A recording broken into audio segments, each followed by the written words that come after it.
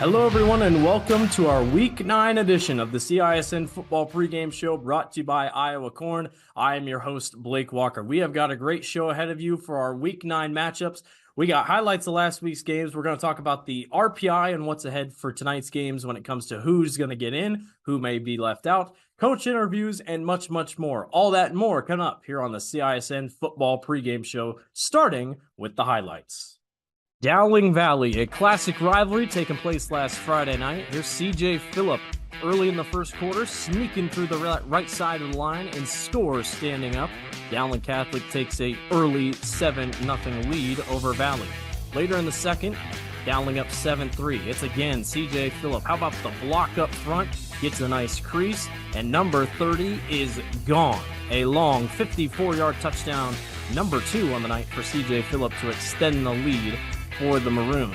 Later in the second quarter, it's Jackson Smollett, the future Penn State commit, steps up in the pocket, waits for it, fires to the end zone, and a beautiful catch by Bo Gamble to score it. Dowling up 21-3, trying to extend their lead a little bit more in just the second quarter, and they would do just that with 1:13 remaining here in the half. Smollett downfield to Bo Gamble, makes a heck of a move, cuts back inside, and scores standing up. Dowling Catholic cruises to their 7th victory on the season. 35-3, they win over Valley. Ankeny Hawks hosting your red-hot Waukee Northwest Wolves on the opening kickoff. Jamison Patton gets a hole on the left side, great blocking upfield, and just gets caught late by one of the upmen and just out of bounds. A heck of a return to start the ballgame for Jamison Patton. It would then be followed up by a Jason Williams touchdown run right up the middle. Ankeny takes the early lead over Waukee Northwest.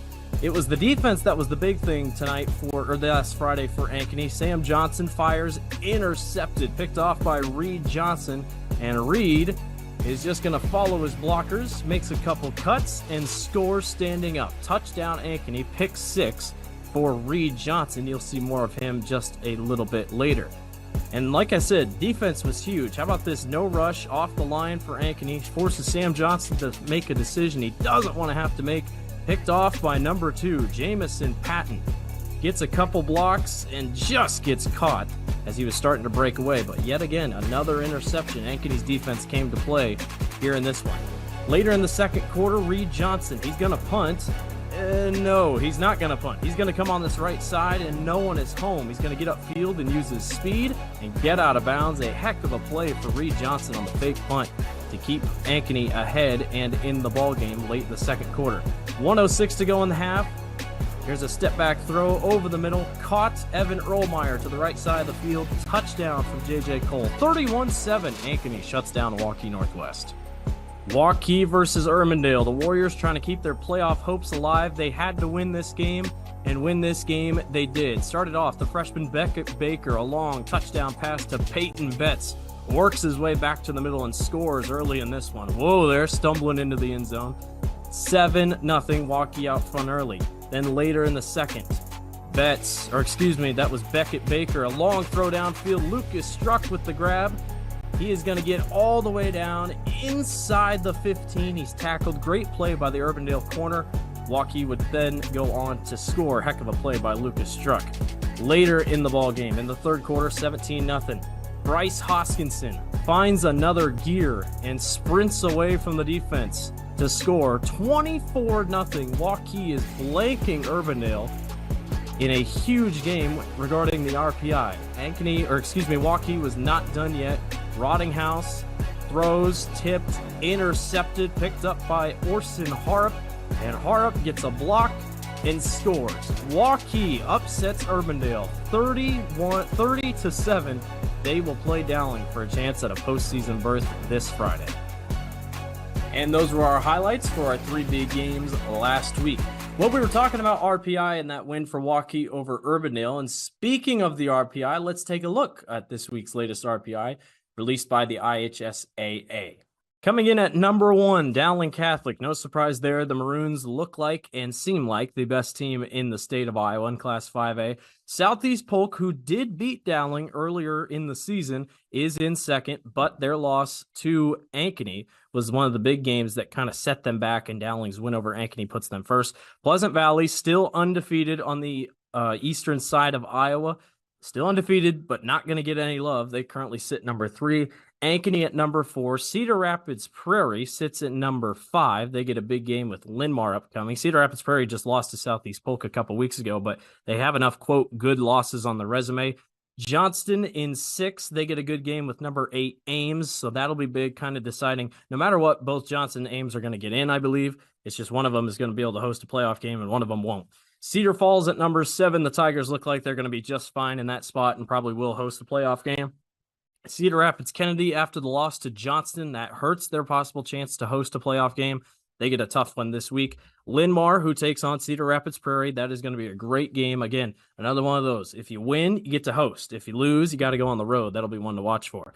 And then we get near the cutoff, and this is where things get interesting. Iowa City High in 11th. They should be fine. They beat Davenport West. They'll get in no matter what. Waukee Northwest takes on Urbandale. If Waukee Northwest wins, you're in. If you lose, you might get kicked out. It just depends. Urbandale is currently 18th in the polls, so that'll be something to think about. Sioux City East in 13th. I think they're going to be fine. Ankeny Centennial in 14th. They play Des Moines East, so they're going to be locked in.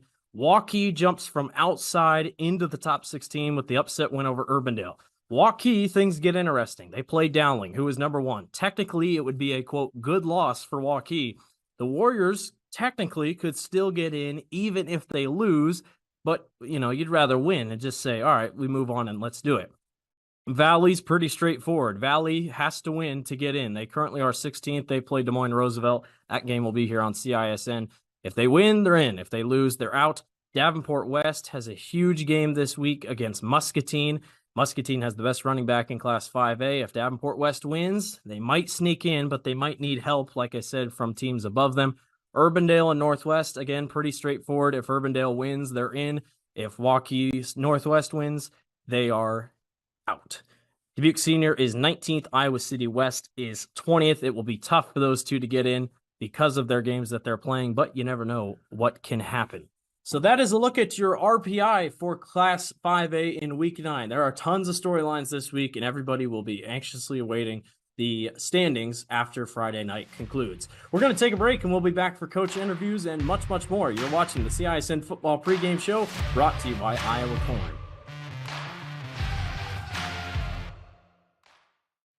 We all love a good win, however small or ordinary. Losing track of time, finding yourself with a few extra dollars in your pocket, soaking up the perfect Iowa day. These are the everyday delights and small victories that make us smile. These are the moments that connect us all as Iowans. And these are the moments that, more often than not, start with Iowa's farm families and the corn they're growing. Because when corn grows Iowa, Iowans win. Free Godfather's Pizza begins with the download. Order through my new online ordering app and start earning free pizza and sides. It's easy. Download the Godfather's Pizza online ordering app today. Do it. Hi, this is Chris from Fireplace Superstore, and you've probably noticed there's shortages on most everything in the market today. Well, Heat and Glow has helped us out this year, and they are focusing their energy on their gas fireplace inserts. So if you've got a drafty old wood-burning fireplace and you want to get it retrofitted into a beautiful, high-efficient gas fireplace, come see us. We will have product to sell you. Heat and Glow gas fireplace insert from Fireplace Superstore, 109th and Douglas at Urbandale, just west of Homeacres.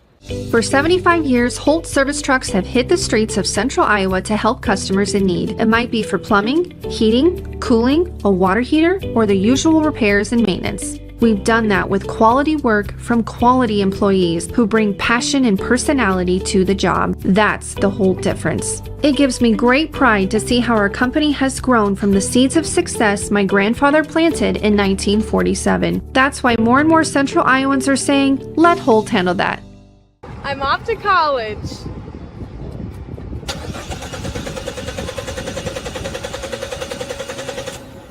Oh, rats! Hi, Joe the Car Guy with a reminder. Before you send your kids off to school, set up an appointment with Westside Auto. We check everything from tires to belts, fluids, hoses, wipers, and lights. 44 inspection points to help prevent that oh rats moment for your students. Call us today to set up your appointment. We'll have your kids off to school saying, For the best, head west. Westside Auto. Not all used vehicles are created equal. DeArmond certified used vehicles have a big advantage. What sets us apart is that all used vehicles receive a 175-point inspection. Carfax report, 2 oil changes, collision deductible coverage, and wheel dent and windshield repair. Also, all DeArmond certified come with 2 warranties. A 1-year 12,000-mile bumper-to-bumper and a 2-year 100,000-mile powertrain. DeArmond Ford Indianola, DeArmond Automotive Knoxville, DeArmondAuto.com. Do you know what the best part about being a dog is? You can hear disaster before it even happens. You know what they say about disaster? Sometimes it can inspire a symphony.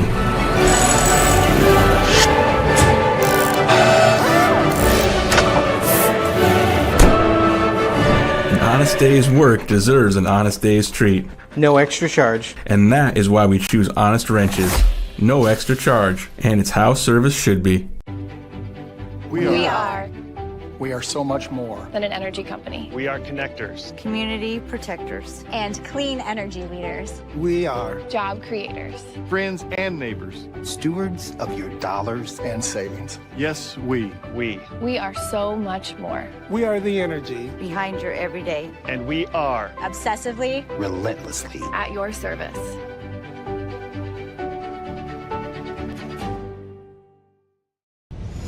Ever have one of those awkward moments when a business disappointed you? You got ripped off? Didn't get what you expected? The Better Business Bureau can help you avoid these uncomfortable situations. BBB accredited businesses are honest, ethical, and reviewed annually by the BBB. Don't experience another awkward moment with a bad business. Trust the ones that operate with integrity. Look for the BBB seal. It's the sign of a better business. And find a better business anytime at bbb.org.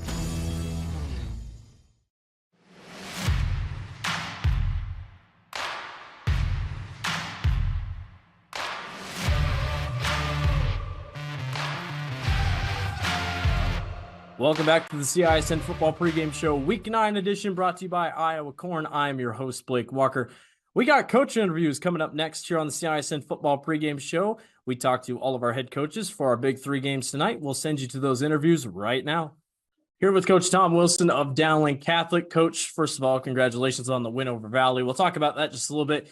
You guys seem to have everything under control in the first half. Talk about the win over the Tigers. Always a fun game when you guys can get together and play. It's a good rivalry game, but talk about getting that 7th win of the season.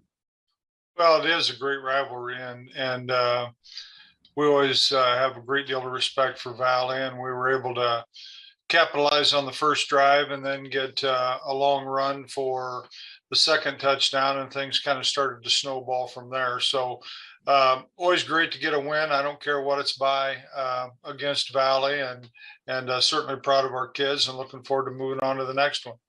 Your line plays seem to be very impressive against Valley on both CJ Phillips' big touchdown runs. Even the 54-yard one, the O-line was very impressive. Talk about what a good line means, especially for a program like you have that can continue to be such big powerhouses in the state. Yeah, it's really been important to us, their development. In the first game of the year against Polk, we really didn't have a lot of confidence in our run game at that point, and really didn't probably run it enough. But then since that point, we've obviously been able to get things going on the ground, and really with CJ, as you mentioned, Rashad Davis has certainly had his good weeks, and Jack Moore has contributed. And then I think what a lot of people forget is Jackson's ability to move around in the pocket and things like that. So really proud of the development of the offensive line. I think Jalen Thompson has come a ways as a tight end, which also helps in that regard. And Hunter Crutchlow, our fullback that we move around quite a bit, has also been important to that. So since the Southeast Polk game in week 1, you've given up only 58 points on the year and also scoring 276. Talk about what's changed since week 1. I know everybody goes back to that week 1 game, but how has the defense improved in the last couple of weeks that set you up well for a good playoff run? Yeah, I think first off, Southeast Polk I thought was really good in week 1, and that probably had something to do with it. But we did alter our scheme in the off season, and Southeast Polk was the first time out of the chute where we had really had that on display. And I think our kids have gotten better within the scheme. I think they've gotten more confident. We've obviously faced some good teams since that first week, and had been able to have some success. So. I guess we'll see how we stack up once we continue to go. But at this point, I feel pretty good about their development. So you get Waukee this week. They're playing for a lot. They have to win almost to get a playoff spot pretty much. Talk about what you've seen from them. They got a freshman quarterback. They're very young, but a good ball hawking defense. Yeah, they've improved quite a bit. And ironically enough, the head coach there played for me when he was in high school. So obviously I know Beckett and remember when he was born. So got a lot of respect for that. Gabe is someone that's close to me, and I've got a lot of respect for him, and he's done a nice job with his team, and they've won 3 in a row and look to be much improved. Well, Coach, we wish you the best luck against Waukee on Friday night. Good luck to you the rest of the season. All right, thank you. We're here with Coach Gabe Baker of Waukee. Coach, first of all, let's talk about last week. Big last week. Heck of a win over Urbandale, 30-7. Let's talk about that game. You kind of had to win to keep your playoff hopes alive. Did that fuel the performance that we saw on Friday night? I think so. And I think at this point in the year, our guys are just playing with a lot of confidence. We kind of had an early rough stretch in the season, going 1-4. But then kind of the last couple games, gained confidence offensively and defensively, and it kind of all came together last week against a good opponent in Urbandale.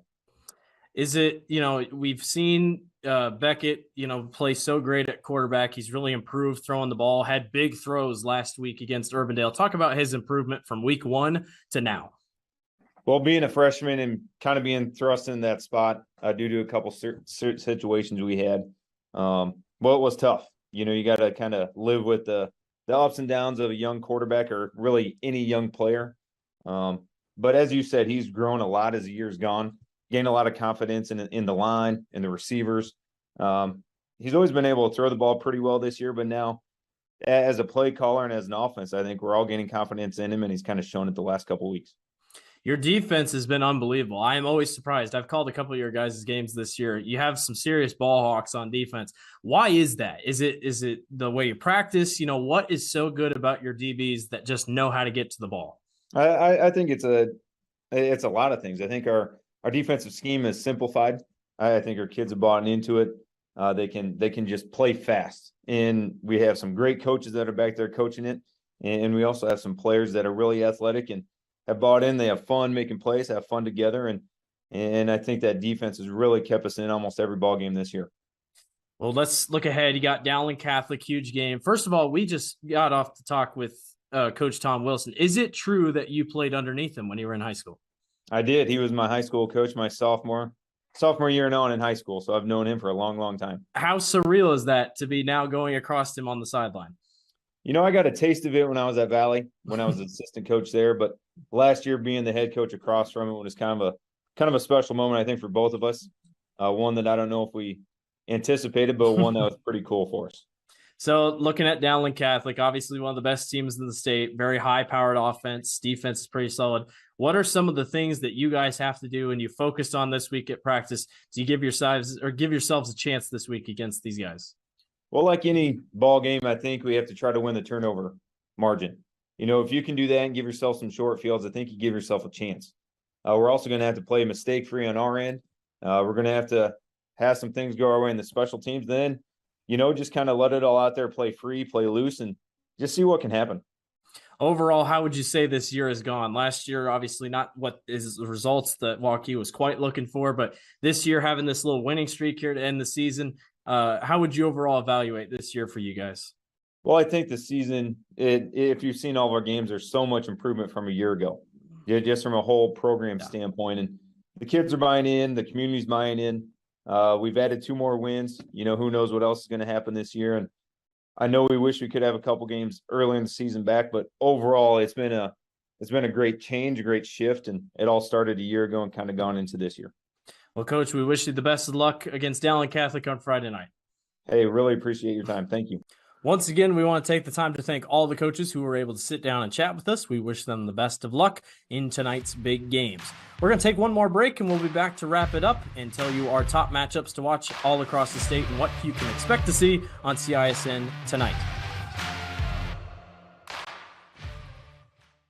Not all used vehicles are created equal. DeArmond certified used vehicles have a big advantage. What sets us apart is that all used vehicles receive a 175-point inspection. Carfax report, 2 oil changes, collision deductible coverage, and wheel dent and windshield repair.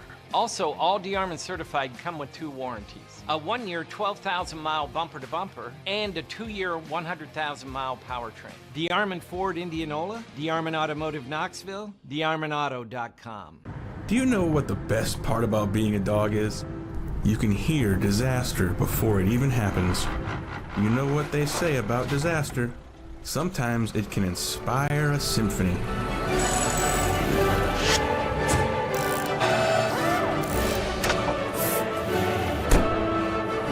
An honest day's work deserves an honest day's treat. No extra charge. And that is why we choose Honest Wrenches. No extra charge, and it's how service should be. We are so much more than an energy company. We are connectors, community protectors, and clean energy leaders. We are job creators, friends and neighbors, stewards of your dollars and savings. Yes, we are so much more. We are the energy behind your everyday, and we are obsessively, relentlessly at your service.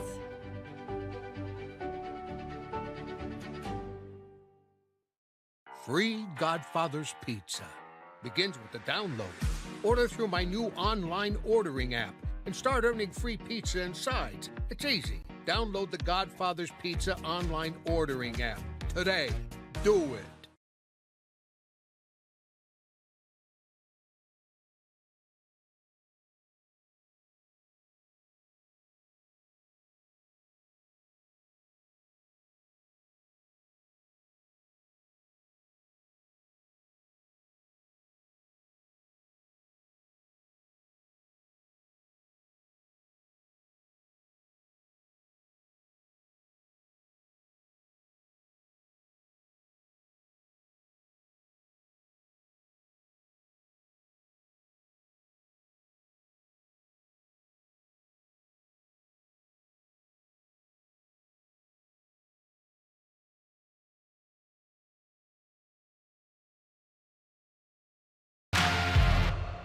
Hello and welcome back to the CISN Football Pregame Show, Week 9 edition, brought to you by Iowa Corn. We're going to wrap it up here on our postgame show, but first we're going to take a look at some of the top matchups to watch this Friday night across Class 5A.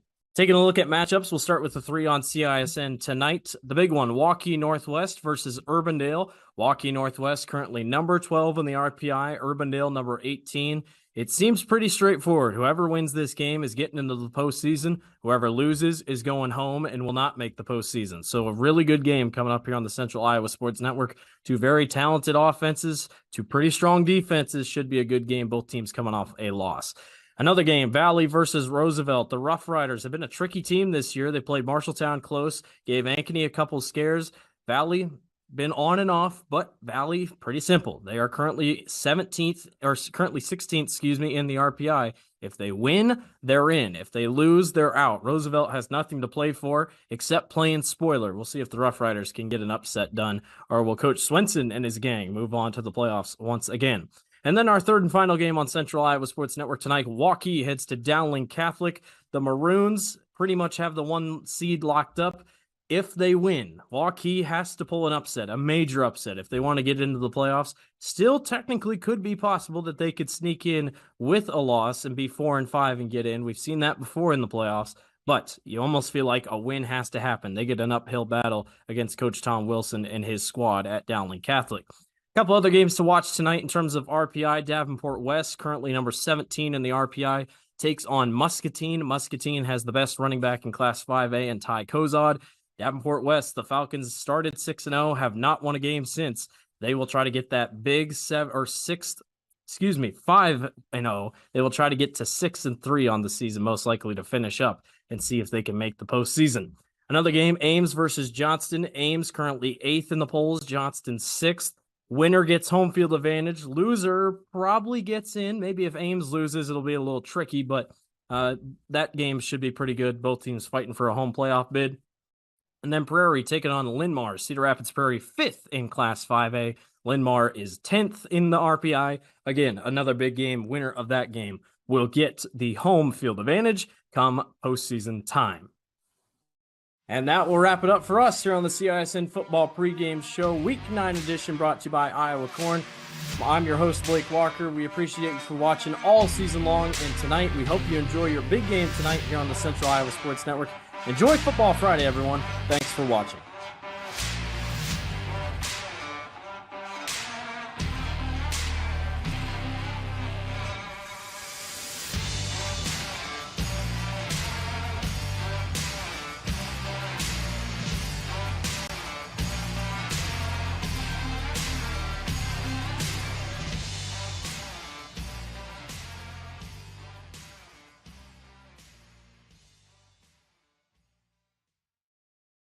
Number 16, Andrew Schumacher.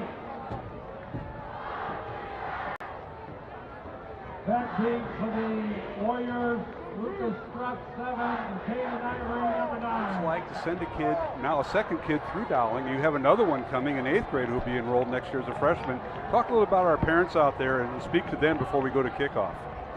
It's just a great school. It's a great program, obviously, in the athletics, but what they do for you to prepare you to go to college and to grow up and to be an adult. It starts, in our 8th grade program. I mean, it really does, and we're preparing them for the next level, and they continue to prepare them all the way through. And when they're ready to graduate, they're ready to go on, and, live life and do whatever they're going to do at that. Listen, Rod, we appreciate having you on. I know we're getting set for kickoff, but if something happens to Chida, would you chime in once in a while? Maybe.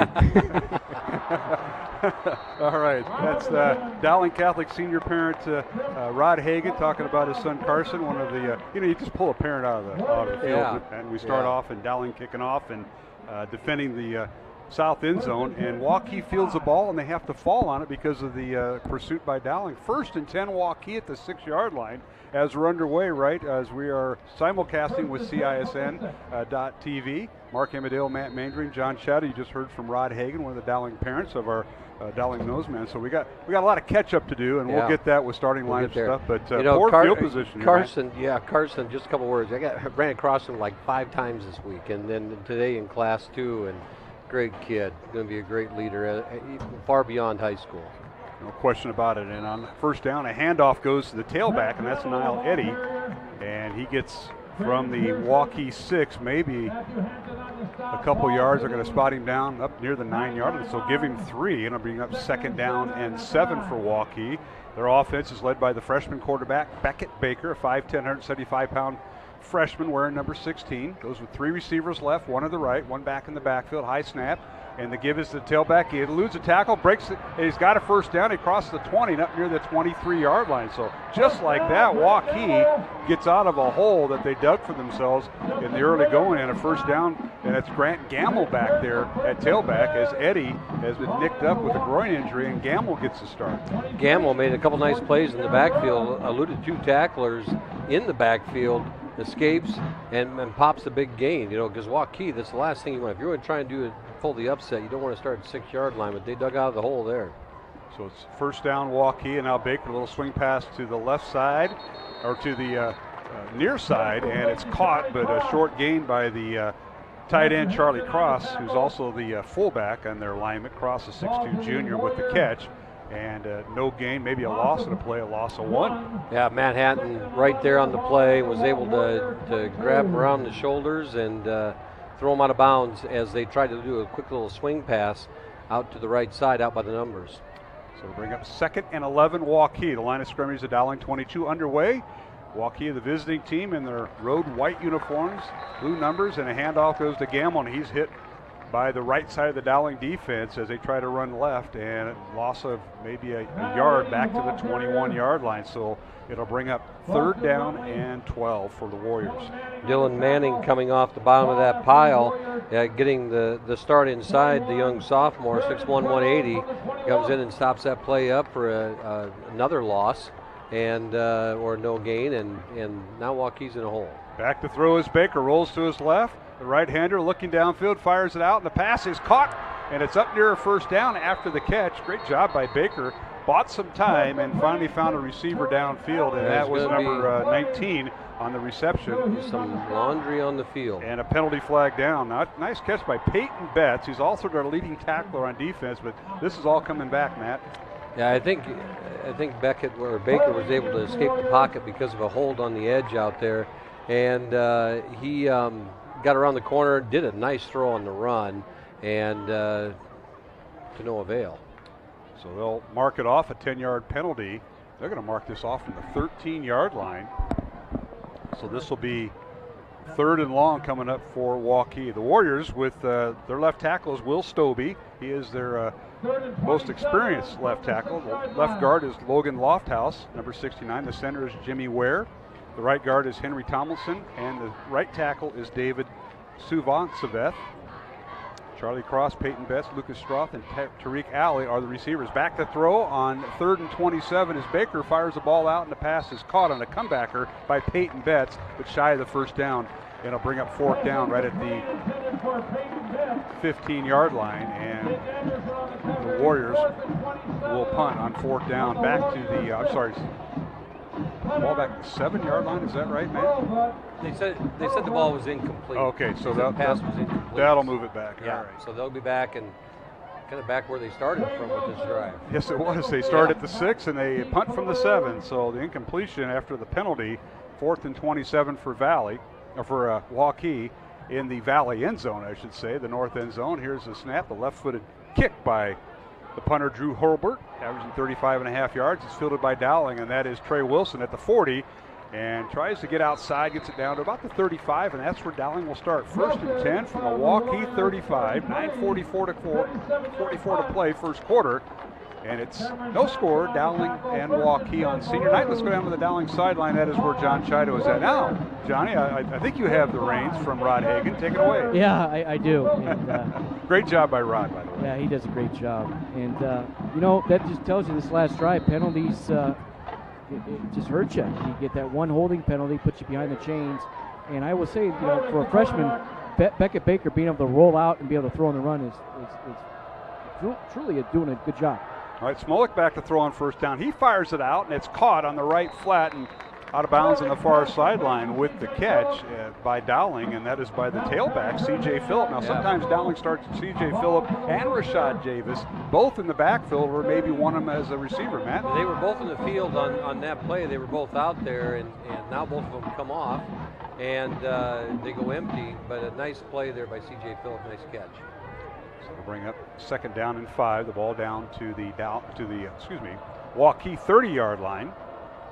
on the 5-yard catch. Back to throw. Smollett in, fires it near side, and it's caught by Cooper Nicholson, and he gets down as far as the 23-yard line. It's a gain of 7. It should be enough for a first down, and it is. Yeah, that's that timing between Smollett and Nicholson that is tough to beat, and got him right on the turn. The ball's in the air as he plants and turns and catches the ball. And Waukee did a good job because Cooper Nicholson can get away from that first tackle, and they sealed him up right there.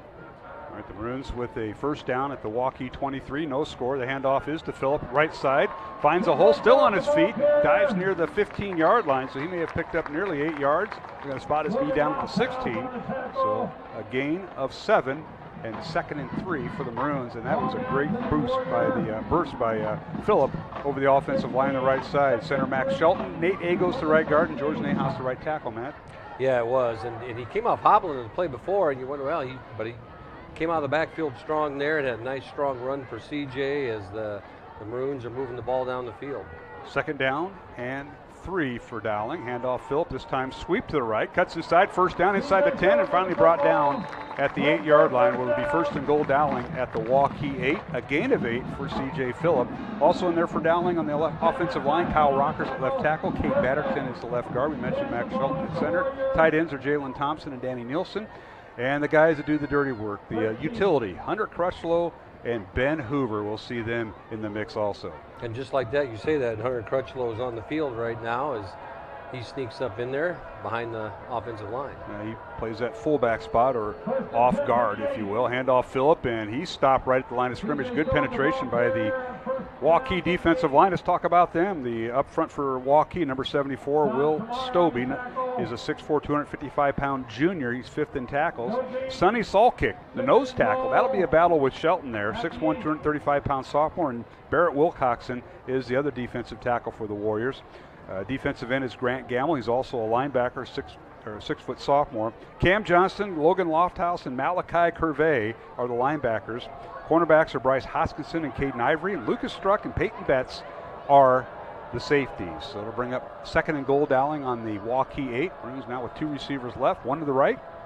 Jackson Smollett out of the shotgun, back to throw, looks, now wants to run, and dances around, bounces off tackles, fires in the back of the end zone, caught and tipped away, incomplete.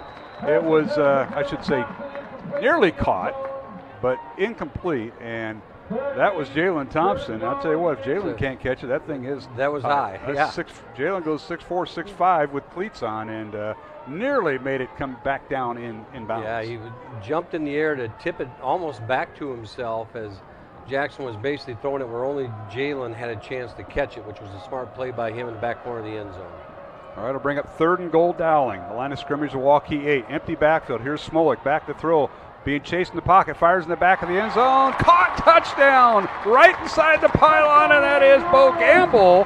And I'll tell you what, did Jackson Smollett buy himself some time doing the dance back there and finally avoid the tackle. We'll see here on the replay on the CISN, Matt. Right before the play starts, they come with a corner blitz, yes, and they got picked up in the backfield. I don't know if that was Crutchlow or if that was CJ Phillip, but they came with a corner blitz, gets picked up, Smollett slides up, hits Gamble, Dowling's up 7-0 with the extra point. And the extra point is good by Andrew Schumacher on the hold by Jack Jepson, the snap by Carson Hagan, and Dowling leading 7-0, 6:46 remaining first quarter from Valley Stadium on a beautiful night, week 9 of the high school football season on CISN and Iowa Catholic Radio. 1,300 vehicles on WaukeeChevy.com. Schottenkirk Chevy Waukee. If we don't have it, you can build it. Newly expanded service department means we're hiring. See the openings on WaukeeChevy.com. Schottenkirk Chevy Waukee. WaukeeChevy.com. I'm off to college.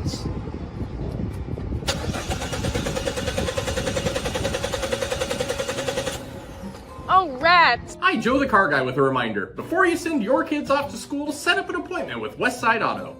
We check everything from tires to belts, fluids, hoses, wipers, and lights. 44 inspection points to help prevent that oh rats moment for your students. Call us today to set up your appointment. We'll have your kids off to school saying, For the best, head west. Westside Auto.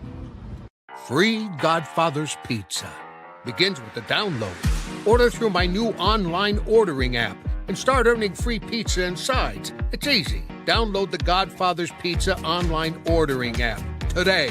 do it. And we're back here at Valley Stadium. The kickoff by Dowling. Caden Ivory on the return for Waukee, and he tries to go return left and gets it up to the between the tackles, and Matt Moore comes down and makes a stop. Waukee starting 1st and 10 from their own 9-yard line, so they haven't had great field position. Their own 6 and now their own 9, and now we've got. They're back up a little more.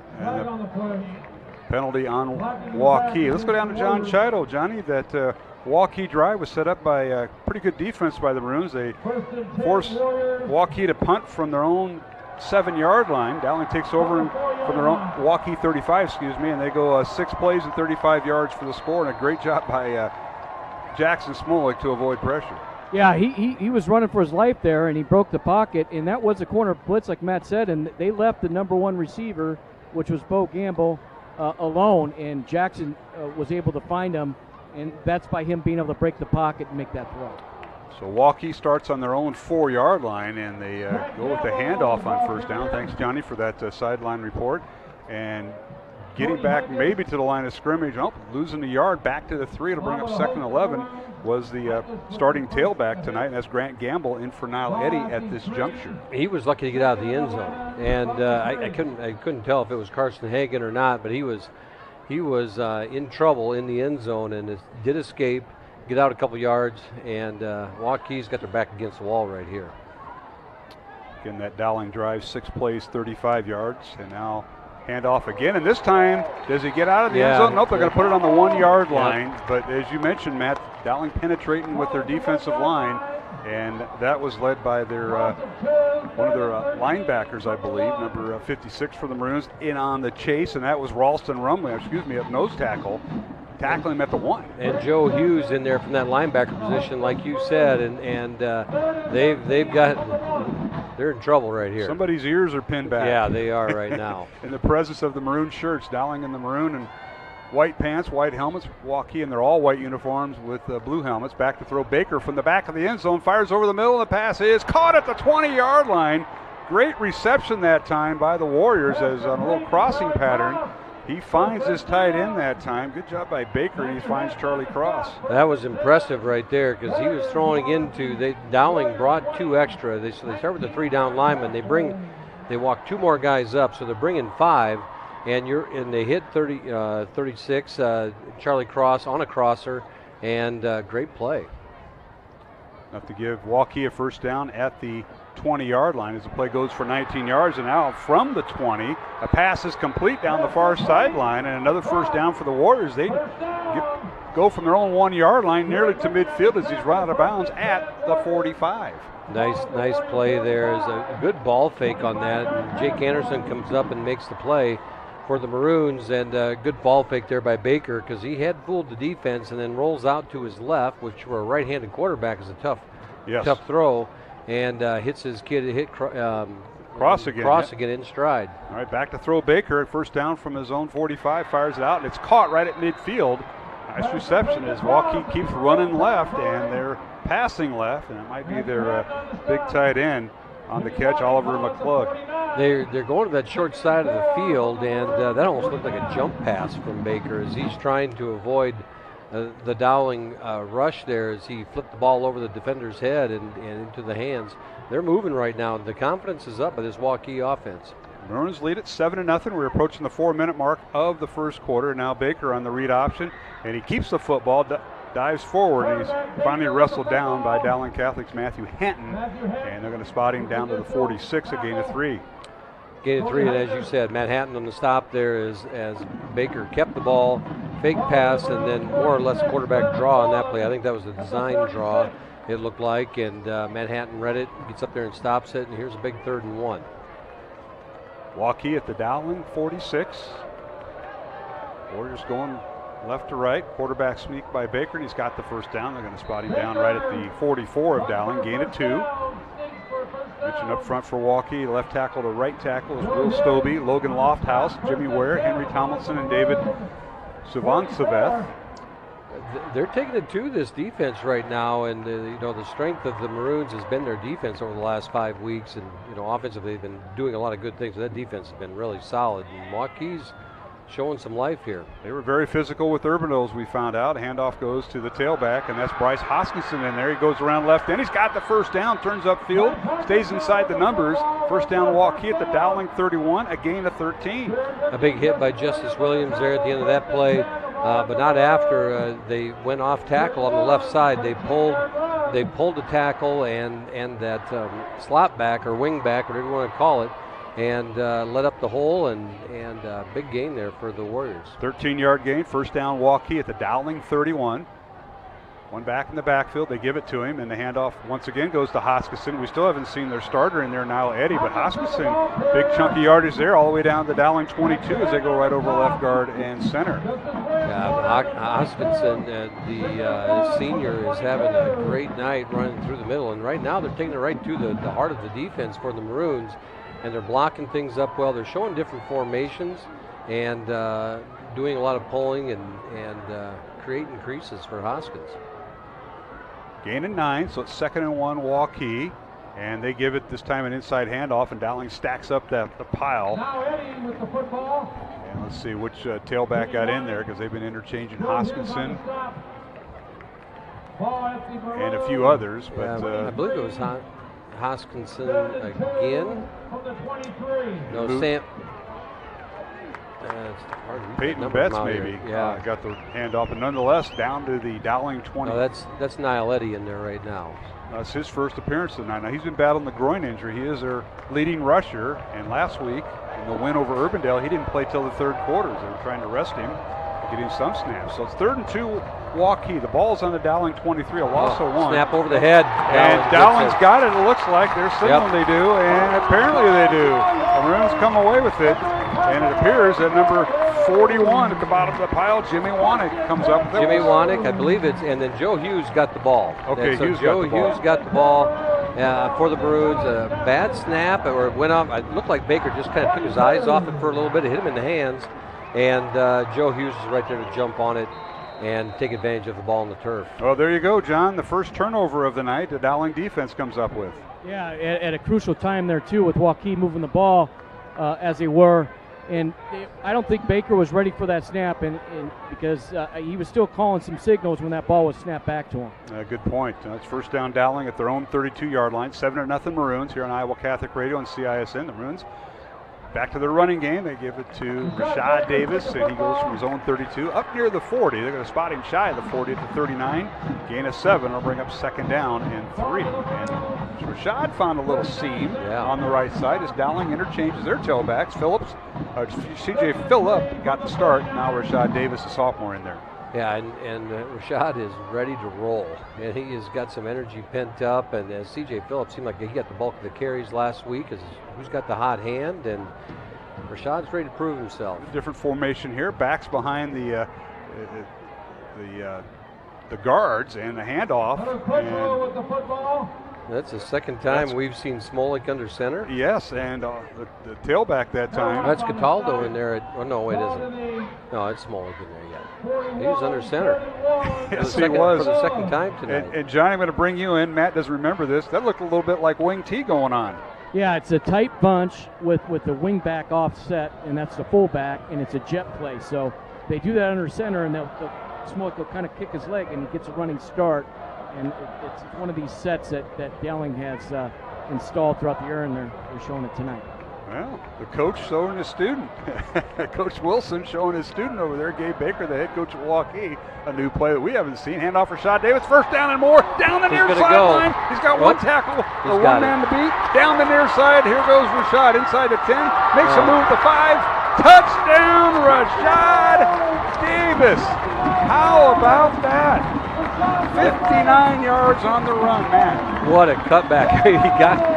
He got away a couple times, and then he juked a couple people there towards the end and made it in. It was a great run and up the middle.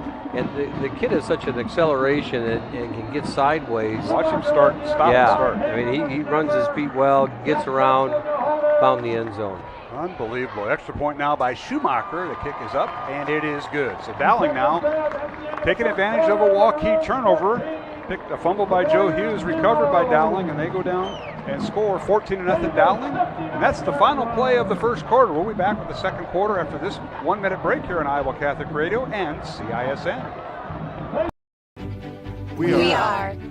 We are so much more than an energy company. We are connectors, Community protectors. And clean energy leaders. We are Job creators. friends and neighbors. stewards of your dollars and savings. Yes, we. We are so much more. We are the energy Behind your everyday. And we are Obsessively. relentlessly. At your service.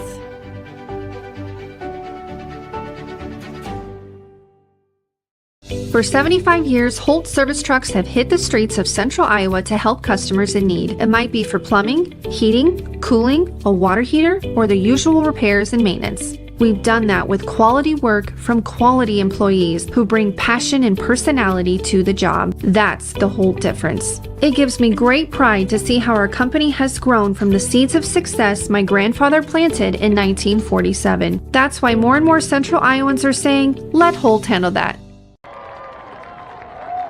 Great job, Dowling Catholic dance team. Pick it off. Yeah, just turn the mics down. Back deep for the Warriors, number 9. Caden Ivory, 23. Kyle Robertson. All right, we're back here at Valley Stadium. Senior night for Dowling Catholic. Here is the kickoff by the Maroons. Andrew Schumacher boots it to the far side, fielded at the 10, and Waukee on the return gets it across the 20 and up near the 25-yard line where the Warriors will start after the return. As Dowling goes on that drive, just 3 plays. It started back at the 32-yard line, so 3 plays, 68 yards, capped off by Rashad Davis' 59-yard touchdown run. Let's go down to John Chido on the Dowling sideline. Johnny? Watching Rashad be able to change speeds like that it's a special gift to have, and be able to make cuts that quick. And he made a cut that you guys mentioned that was just unbelievable watching it up close. Yeah, we were able to watch the replay, and that was something special too. Now the Warriors with the first down. The word that comes to mind for me is electric. I mean, that kid that's a run, and his acceleration through the line there, Johnny. I mean, it was fun to watch. It is. It truly is, and it was there's all the ball over bunched the in. head. Another bad snap by Waukee as their center and quarterback are having trouble with the exchange. The center is Jimmy Ware, the 6'1", 305-pound junior, and he snapped it over the head of his quarterback, Beckett Baker, but Baker this time falls on top of it. And Matt, that's something they got to get fixed, or they're going to be really behind the 8 ball against Dowling. Well, they're going to call a foul here, a penalty here, I believe, on Dowling for jumping on top of Baker after he covered the football. That's the only thing I can think of right now that they threw the flag for. So they'll move the ball. The line of scrimmage was a 26, and then Baker fell on the fumble at the 20, and that's where everybody's standing right now. We haven't seen any indication of what they may or may not do. A couple things I want to mention. Our supporters of Iowa Catholic Radio include Skeffington's Formal Wear, the Catholic Tuition Organization, and Mercy One. You joined us late. It's senior night for Dowling Catholic. 41 senior football players along with their support staff, cheerleaders and coaches all participating tonight. Now personal foul, they're whistling against Dowling Catholic. Yeah, that's a tough break there for the Maroons after the mistake by Waukee as they get a loose ball and Baker jumps on the football, and then the Dowling player jumped on top of him, and so they thought it was a little late. They had blown the whistle, and so 15-yard penalty against the Maroons. So first down, or 2nd and 1 rather, Waukee at the 35. Baker on the read option, he keeps it, and he's up near the first down, across the 35. They're going to give it to him at the 36-yard line, so a gain of 1. Our officials tonight: Mike Lord from Des Moines, Michael Lawler from Nevada, Chris Thomas from Des Moines, Tyler Eason from Grimes, and Jeff Junker from Grimes. We appreciate them being here tonight and keeping law and order on the field. And it'll be a first down Waukee on the carry by Baker. Let's see if Waukee can get some of the momentum back that they had in that last drive, and that they were moving the ball until the fumble in that previous drive. Here's the snap, and the give is, or no, Baker keeps the football. He might have been better off passing it, and now he finally does. Catch is made to Grant Gamble, who he faked the handoff to, Matt, and finally found Gamble near side, and it's caught right about the 48-yard line, a gain of 12 and a first down. He does a really good job of extending plays, does Baker, and he's able to keep that thing alive. And almost gave it to him. Now he'll throw it to him. Yeah, and Rumley's going, I'm going to get you, and he throws it off a unbalanced throw and throws it to the guy he did fake it to, like you said, Mark, and big first down for Waukee. From their own 48. Here's Baker back to throw, now being chased by Hughes. Rolls to his right, now will keep it. Cuts up against the numbers and finally hit and dropped at the Dowling 45-yard line. He took a shot there at the end. He did. As the Maroons were chasing him around, and he gets right back up, the freshman Gabe Baker. Talked to his dad yesterday, the head coach, and I said, you know, is he driving yet? He says, no, I got to drive him all over the place, and I need him to grow a little bit and get bigger. But he got, down to the 45 at Dowling, gain of 7. Yeah, Jimmy Wanek on the stop for the Maroons as they line up. There's Baker again out of the shotgun. The give is to the tailback, and this time that is Grant Gamble, and he's got a first down. Once again, Waukee driving inside the 35 down to the Dowling 34, gain of 11. They have found a way to block up our front, and right now that is gaining yards in big chunks as Gamble right there gets a big set of yards, and the Warriors have moved the ball effectively on offense. So bring it 1st and 10, Waukee. The ball at the Dowling 34-yard line. 3 receivers split out left.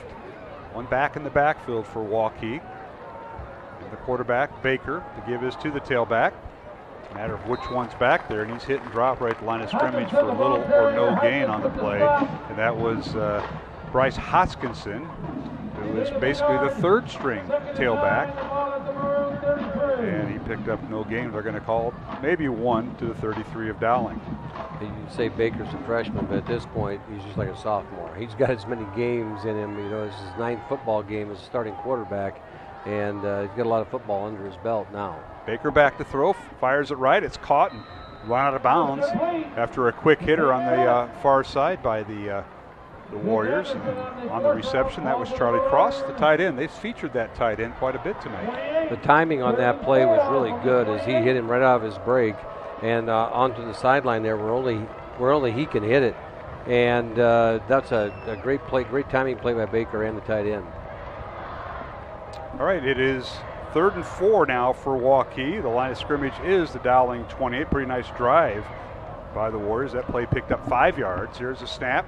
Baker will keep it, runs the option, fakes the pitch, keeps it, and he's up near a first down. They're going to spot him just shy at the 25. Needed to get to the 24, and this will bring up 4th and 1 and decision time for head coach Gabe Baker.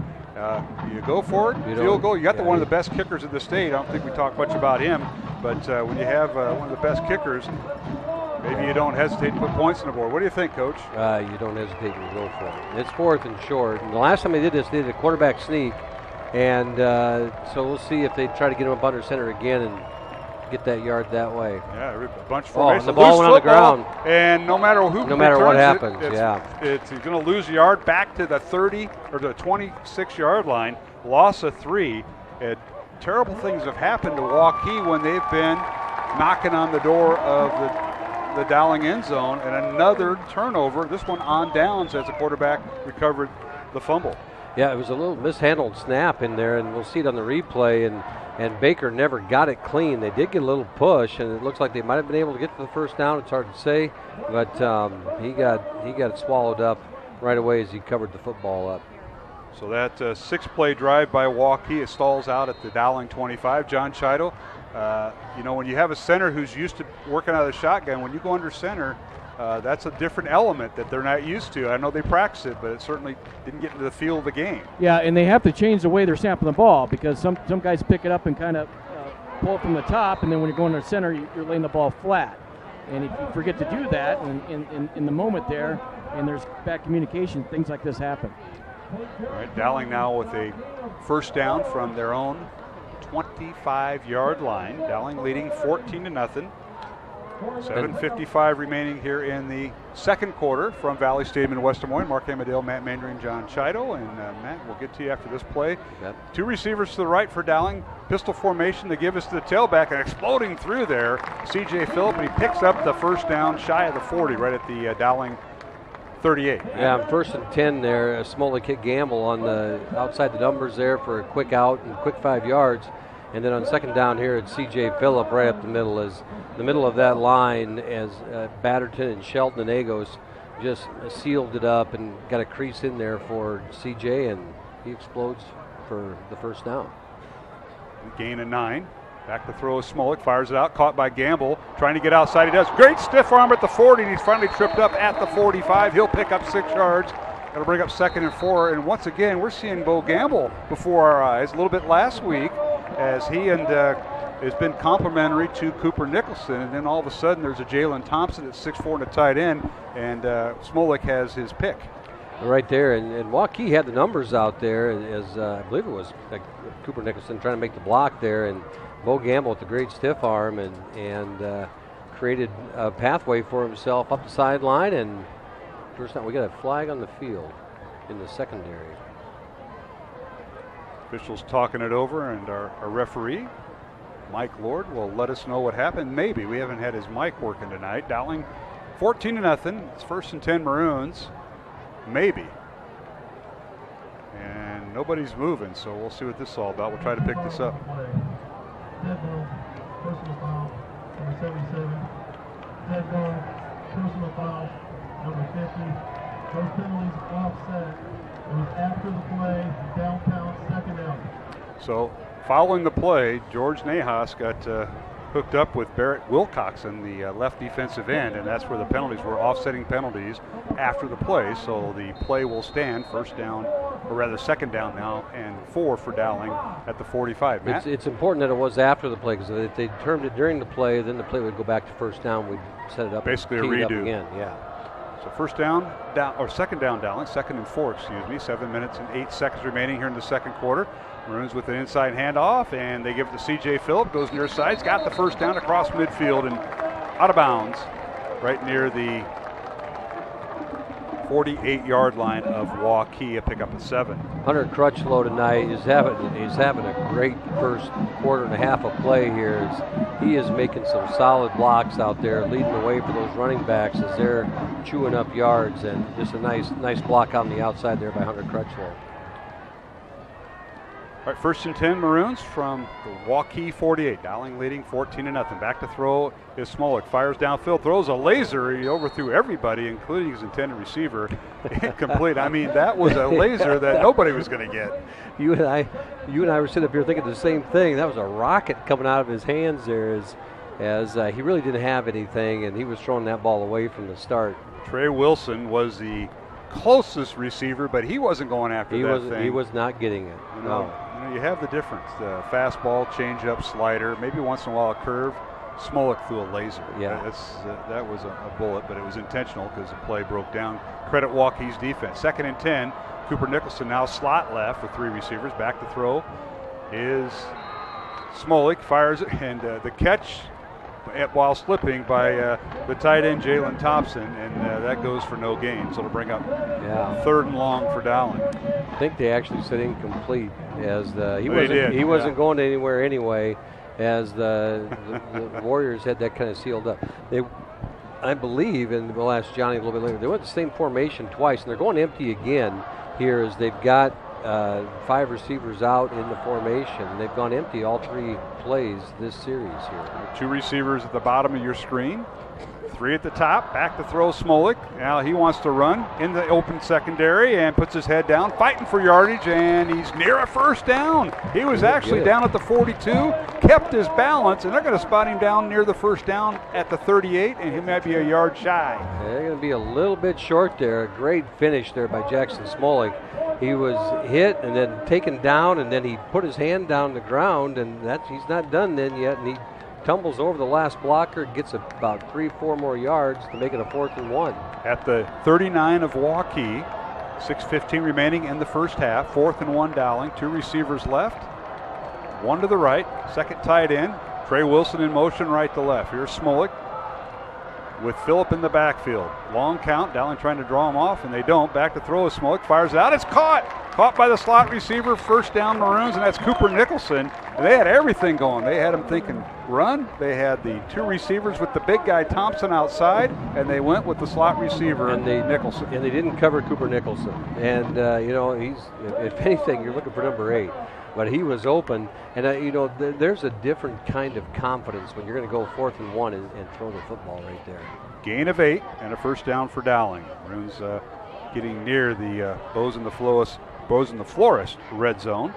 Say more with Bozen, bozen.com, 515-244-ROSE, that's 244-7673. Back to throw is Smollett, fires a laser, and it's caught, and that's Trey Wilson, he's going to score! Trey Wilson from 31 yards out, that was another fastball in a quick post pattern, touchdown Wilson. Yeah, that was a rocket right over that one now Trey could get, compared to the last That's one. a good point, Coach.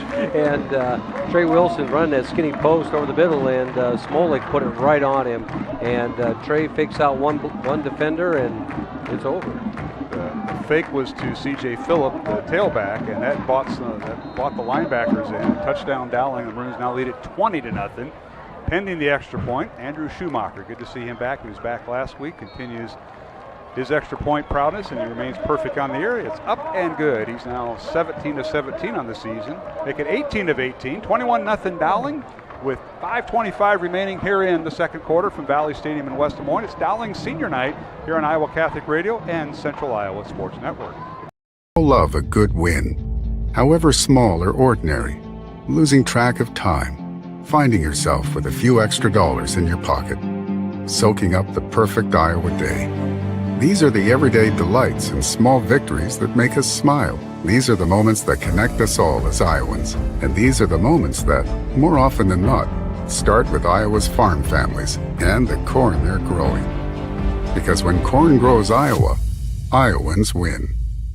Hi, this is Chris from Fireplace Superstore, and you've probably noticed there's shortages on most everything in the market today. Well, Heat and Glow has helped us out this year, and they are focusing their energy on their gas fireplace inserts. So if you've got a drafty old wood-burning fireplace and you want to get it retrofitted into a beautiful, high-efficient gas fireplace, come see us. We will have product to sell you. Heat and Glow gas fireplace insert from Fireplace Superstore, 109th and Douglas in Urbandale, just west of Homeacres.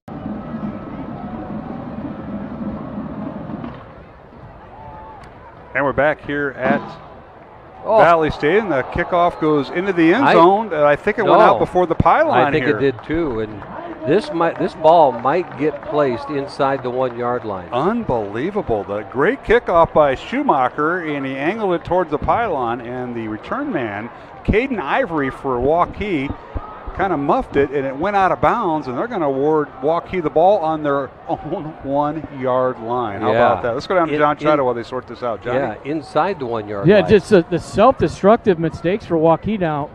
Coach Baker can't be happy. That ball just backspin right at the 1 yard line, and the return man just kind of grabbed it last minute, and it right at the 1. I mean, it's crazy.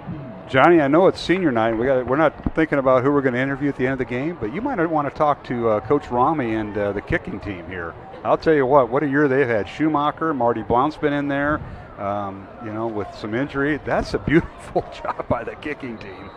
Yeah, it is. It really is, and it's a great weapon to have. And this is the second possession now inside your 1 yard line. All right, from the 1, as Johnny mentioned, Waukee on Baker with the Beckett Baker, the quarterback sneak, and maybe some breathing room up to the 2 yard line. Second down 9 here, Matt. I mean, Waukee's got to be just shell shocked because they've started with their backs against the wall every series, have moved the ball, and then just keep self-destructing and turning the ball over, and the Maroons have been able to take advantage of it every time, creating this 21-0 lead, and here they are, 2nd and 9 from the 2. And Baker again, quarterback sneak, and just tries to get some room up to the 4 yard line, gain of 2 to bring up 3rd down and long, 3rd and 7 for the Warriors. Back at their own 4 yard line, and a couple of self-destruction penalties, and then a fumble as they were knocking on the door in the Dowling end zone, fumble, and then turnover on downs, and now the kickoff that is put them in a passing formation, but or situation, Matt, but deep in their own territory at their own 4 is Waukee right now. They are, and the last time they had a play down here like this, they were able to get 20 yards, and so we'll see what they dial up here. All right, Baker back to throw. Beckett fires it out, and a little screen pass, if you will, and it's caught by Grant Gamble, but for a gain of up to the 6, a gain of 2. All he did was throw it over his lineman, and that's where Gamble was, and it'll bring up 4th and long, and the punt team coming in for Waukee. Joe Hughes was sitting there and just waiting, and as soon as the ball was caught, he dropped it. I mean, he was in position, read it all the way. Good play by the Maroon defense, and here they are ready to get the ball back. Deep in his own territory, back to punt is Drew Hurlbert. Cam Johnston will be the long snapper, number 22 for Waukee. Hurlbert, a few yards away from the back of the end zone. Troy Wilson and Cooper Nicholson back, the left-footed kick. And a little spirally kick fielded by Trey Wilson at the 43.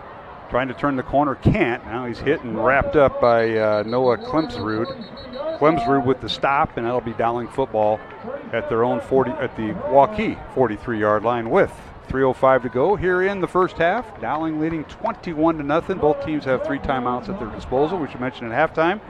We're going to catch up with a couple of guests. We're going to talk to John Sarcone, the retiring Polk County attorney, and yes, he has some Dowling ties. We're going to talk more about that. And that'll transition over to Ted Power.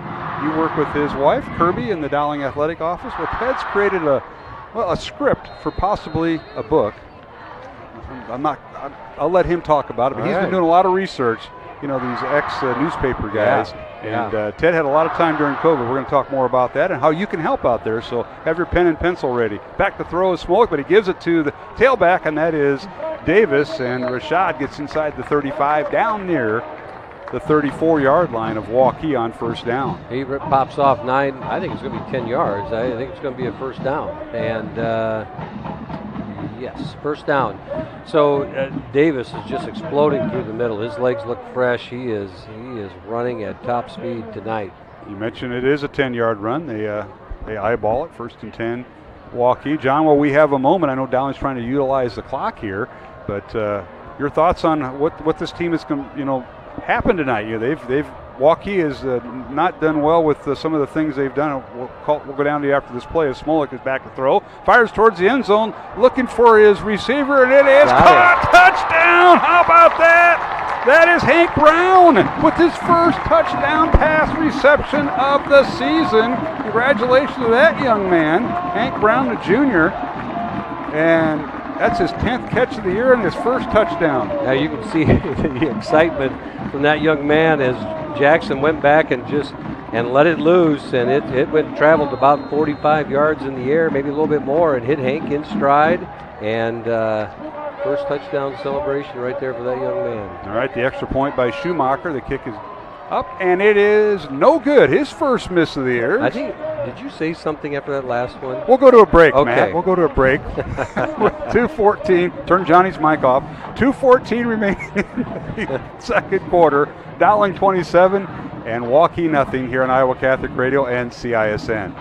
75 years, Holt service trucks have hit the streets of central Iowa to help customers in need. It might be for plumbing, heating, cooling, a water heater, or the usual repairs and maintenance. We've done that with quality work from quality employees who bring passion and personality to the job. That's the Holt difference. It gives me great pride to see how our company has grown from the seeds of success my grandfather planted in 1947. That's why more and more central Iowans are saying, let Holt handle that.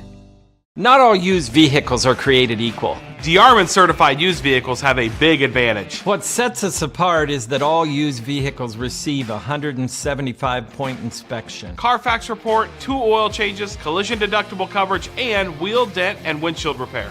Also, all DeArmond certified come with 2 warranties. A 1-year 12,000-mile bumper-to-bumper and a 2-year 100,000-mile powertrain. DeArmond Ford Indianola, DeArmond Automotive Knoxville, DeArmondAuto.com.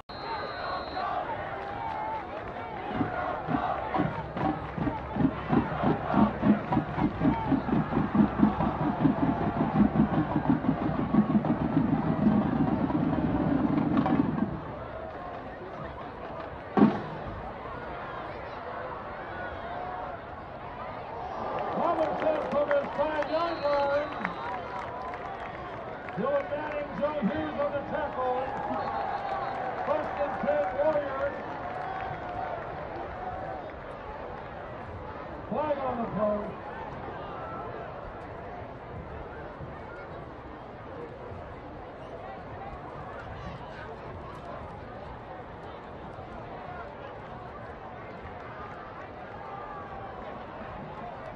To where he could run and get it, and there was no help over the top, and Hank just tracked that ball down. It was just, that was neat to see. And then going back to Trey Wilson's, throwing in that tight window, and Trey making that nice catch and move like he did and get in the end zone. Everything's just clicking for the Maroons tonight. Yeah, they certainly are, and Matt, it doesn't help that Waukee has kind of been the self-destruct in the fielded kickoff that went on. They started on the 1 yard line, and then these bad snaps that created a turnover. And just on that kickoff there, they had a decent return, and Joe Hughes in the stop, and then there's an unsportsmanlike conduct by Waukee, I believe was the call, Johnny, and they marched them back to the 10-yard line. Yes.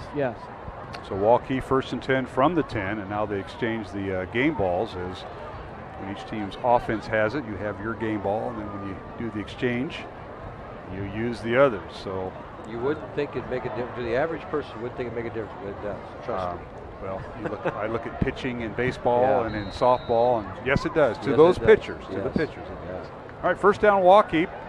Baker back to throw. Beckett fires it out, caught in the right side, little flanker screen, and getting some room across the 15 and knocked down is the wide receiver over there, Peyton Betts, who's also their leading tackler.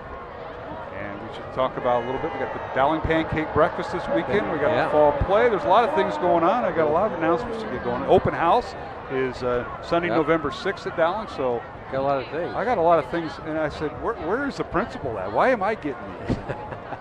But it's all good. We'll talk more about that, and we're looking forward to halftime. Folks, got to stay tuned. John Title, first of all, we'll talk with head coach Tom Wilson on the field at halftime, get his perspective on Dowling's 27-0 lead.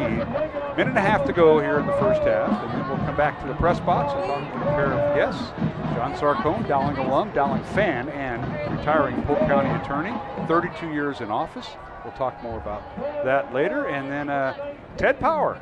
He's got some manuscripts going, I'll put it that way. All right. About the I'm excited history of Dowling football, 104 years. Ted's researched everything, but you know what? He's missing a game. He can't find a game. And he's one game. And he's going to come. He'll probably beg and plead. Someone will have it. Maybe. Someone will have it. And he's looking for. He's got to talk to a few coaches. I gave him a couple ideas as we've got. Dowling called a timeout here to stop the clock on 3rd and 1 with 1:28 left, up 27-0. And Coach Wilson looking to get the ball back here one more time in the first half. And so it'll be you don't know if they'll be under center. Waukee has had some success in moving that football in this short yardage situation. And I got the evil eye from our TV producer, Sean Ingrassia, doing a great job. He and Lucas Pham and Jose Guzman, the cameraman tonight. I'd love to have them. Now Waukee with the football. They get it up to the 20-yard line. It'll be short. It'll be near a first down. Let's see where they spot it. See where they spot it. I believe where they ran in. Depends on if it's a right or the left foot spot. But is that what you said? Yeah, that's what I say. We're learning everything. There's a right foot and a left foot spot with the officials, huh? Yes. On the road, it always seemed to be the wrong foot, it seemed like. But hey, John, you're going to use any of this during your coaching promise? Right and left foot spot. Right and left foot spot? Well, yeah, when they run out there, Johnny, it depends on which I see what you're talking about. The mark. The mark, when the official puts the football down, did he run out there and put it on his right foot or his left foot? Right now, I'm taking notes. Dowling's hoping he put it on his right foot. I see what you're saying. Yeah. I get it now. Yeah, he must have put it on his left foot because it's a first down. John, if you put Rod Hagan in charge of that during the 8th grade games, you wouldn't have this issue. we wouldn't get a measurement in 8th grade games. Yeah, when you play on grass most of the time. Yeah, with lines that aren't straight.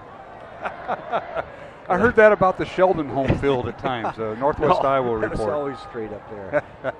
All right, it's 1st and 10. They did go out and measure, and first down, Waukee. Minute 10 remaining. The clock will wind. There's Baker back to throw. Beckett now facing pressure, and he's going to get hit and sacked. He throws it away at the last moment, incomplete. And now Beckett gets up, but boy, he had pressure following him he all did. the way He had through. Joe Hughes and Peyton Johnson. Peyton Johnson after him in hot pursuit. I give Baker credit there because he still got rid of the football, had enough awareness, hung on to the football, and Joe Hughes is coming hard. And there was a good block in there by Bryce Hoskinson to keep Joe Hughes off him yet for another 2 steps, so which allowed Baker to throw the football. Yeah, and Beckett Baker threw it as those guys were landing on him, so he's learning. There's a low snap. Beckett avoids tackle. Penalty flag down. We're going to have a face mask on Dowling as the Maroons sack Baker, but they grab the face mask, I believe. Did you see that? Okay, yeah. No, they're going to say it was the kids are saying it was his jersey. Dylan Manning on the tackle. Let's see what the officials come up with. Carson Hagan was down. No, they're going to say holding. Holding on Waukee. And they're going to get number 53, Andrew Hine, the 5'10 senior. Yeah, on that left side. I'm sorry, the 6'3 freshman. Freshman. Yeah. He's a freshman. Well, he kind of tackled Carson Hagan, or tried to take him down. He didn't take him down. He's not going to take Carson Hagan down. And moves the ball back to about the 6-yard line, it looks like. So 2nd and 23. Dowling has 2 timeouts. A minute to go. 27-0 for Dowling, and we'll see what happens here after this play. And they're going to let the clock wind down as far as they can before they snap the football. They may even run it all the way down and call a timeout. I think that's what Coach Baker's going to do. And if they do, we will take a timeout. Our thanks to Ashworth Vision Clinic, Construction Professionals, and Dental Associates here on Iowa Catholic Radio for supporting our broadcast. And now a timeout called with 35 seconds left to go in the first half. It's Dowling 27, Waukee nothing. Jeff Piggott is our studio producer for Iowa Catholic Radio. Thanks to him. And we'll return after these messages on Iowa Catholic Radio and CISN. Off to college.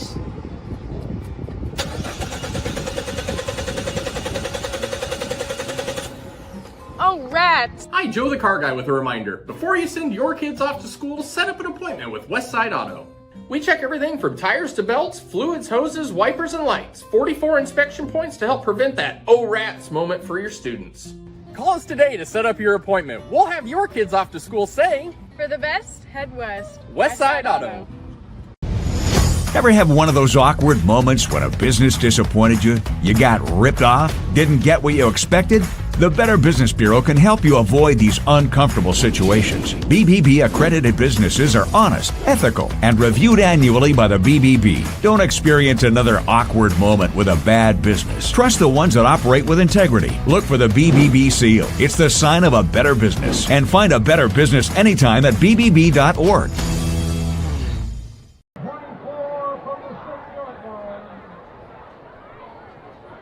All right, coming out of the timeout. We bring up 3rd and 24, and Matt, we just missed a play while we were at break. We missed one play at break, and then Waukee threw the football out of that, and it was incomplete, and so it stopped the clock with 29 seconds to go. 3rd and 24 here, and so depending on what happens on this play, you expect Dowling to call timeout right after the play is done. 3rd and 24, Dowling with 2 timeouts. Baker in the end zone, now rolls to his left, fires against the grain. The pass is incomplete. Great job by the Maroons as they had that well covered and defended. The intended receiver for Waukee was Charlie Cross, the tight end, and Dowling had that well covered. I think Braden Pearson and company were right there. Yeah, they got good coverage there as Baker was running for his life in the back in the end zone. He got rid of the ball. We're looking for a flag, but the ball, he got hit just as the ball got released. So. Great job by Braden Pearson, the linebacker, 6'1", 205 pounds, senior, one of 41 seniors on this Dowling team. Stops the clock with 22 seconds, so Dowling will have 2 timeouts in the final 22 seconds of the half. The Maroons lead 27-0, low snap, and the punt is away by Drew Hurlburt, and Dowling will down the ball right at. Called for Trey Wilson called for a fair catch there at the 38. Yep, 38-yard line, and the Maroons will have two timeouts. Let's go down to John Chido. Johnny, I know you're going to catch up with Coach Wilson at halftime. We look forward to that interview, but the Dowling defense has been stellar all night, especially when you can pin your opponent inside the 20 most of the night. Yeah, because it limits what the offense is going to do and lets the defense kind of pin their ears back and take some chances and send pressure. And when you have that when you're back, it's on your own 2-yard line. So Dowling's taking advantage of the turnovers and the short field, and they've capitalized on every option. And you know, it's just frustrating if you're Waukee, you're moving the ball, and you had 2 of those turnovers that stopped those drives and critical mistakes on special teams. Reminder, the Dowling Catholic Performing Arts Department presents Thornton Wilder's Pulitzer Prize winning play, Our Town. Performances are this coming Thursday at 7:30, next Friday at 7:30, and on Saturday, October 29th at 2 and 7:30 p.m. Matt? And with that, our director for that play is Mr. Tim Sheaf, and he was recently inducted into the Iowa High School State Speech Association's Hall of Fame. Congratulations. So the 70th inductee. So it is a very select group of people, and one of only a couple debate coaches that's actually in the Hall of Fame.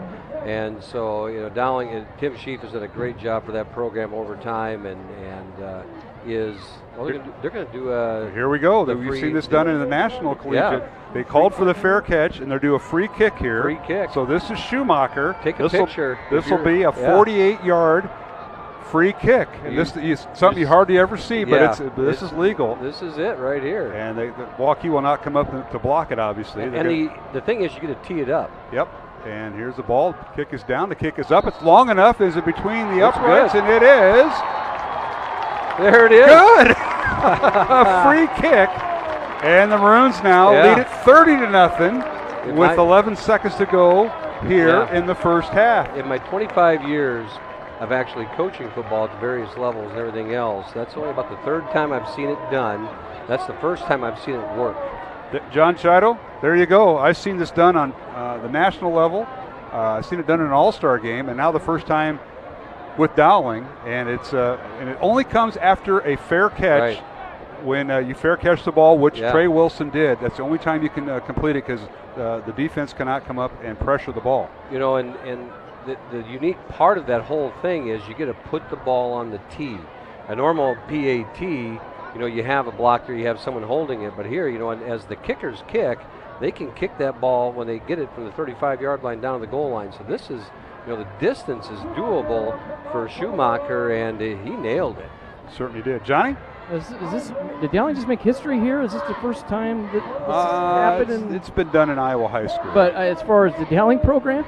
Well, we have the historian with us. We'll ask him. I've never seen anything like this. That's our halftime guest. I've seen it happen on windy nights. You know, when teams are punting from deep in their territory on a windy night and they're punting into the wind. Sure. Then you'll do it at the end of a half. But yeah, it's unique. And we're going to call it how far, Matt? I believe it was on the 38-yard line, so it'd be a 48-yard free kick. There we go. So it's a free kick worth 3. Yes, that is correct. Kick for 3. All right, here is the kickoff by Dowling, fielded by Ivory, and he's hit and run down at the 20. We'll have to run one more play. 5 seconds remaining in the first half. Dowling leading 30-0. John Chido will catch up with Tom Wilson, so we'll let Johnny during this segment get angled correctly, and our TV guys will try to figure out where he's at. Lucas Flom and Jose Guzman on the cameras tonight. You know, Coach Wilson, to his credit, was thinking about that as the punt was being punted, because he had Trey Wilson fair catch. Because Trey's been returning the football, you know, has been running the football, doing all that stuff, but he had him fair catch, kept it as an option, and they executed. I get a lot of stuff from the National Federation of High Schools, and I've seen this done, and then it was done this year to win a game in some other state. So it has happened, but in Iowa, probably very few. That'd be your coach association. Yeah. Start texting your buddies, Matt. They might know where. No one keeps track of that. Oh, sure they do. All right, here's Barrett Baker back to throw. Beckett Baker, and he longs it to midfield, and that'll do it. We go to halftime. We're going to extend it by one play. There's a flag in the secondary, so I'm going to assume this is on the defense. And penalty on the defense after time expires will extend the half for one play. Reminder, the Dowling Catholic Pancake Breakfast, 61st annual, will be this Sunday, 7:30 until noon at the Iowa State Fairgrounds Varied Industries Building. You can buy your tickets there, or you can also help a Dowling student. Yep.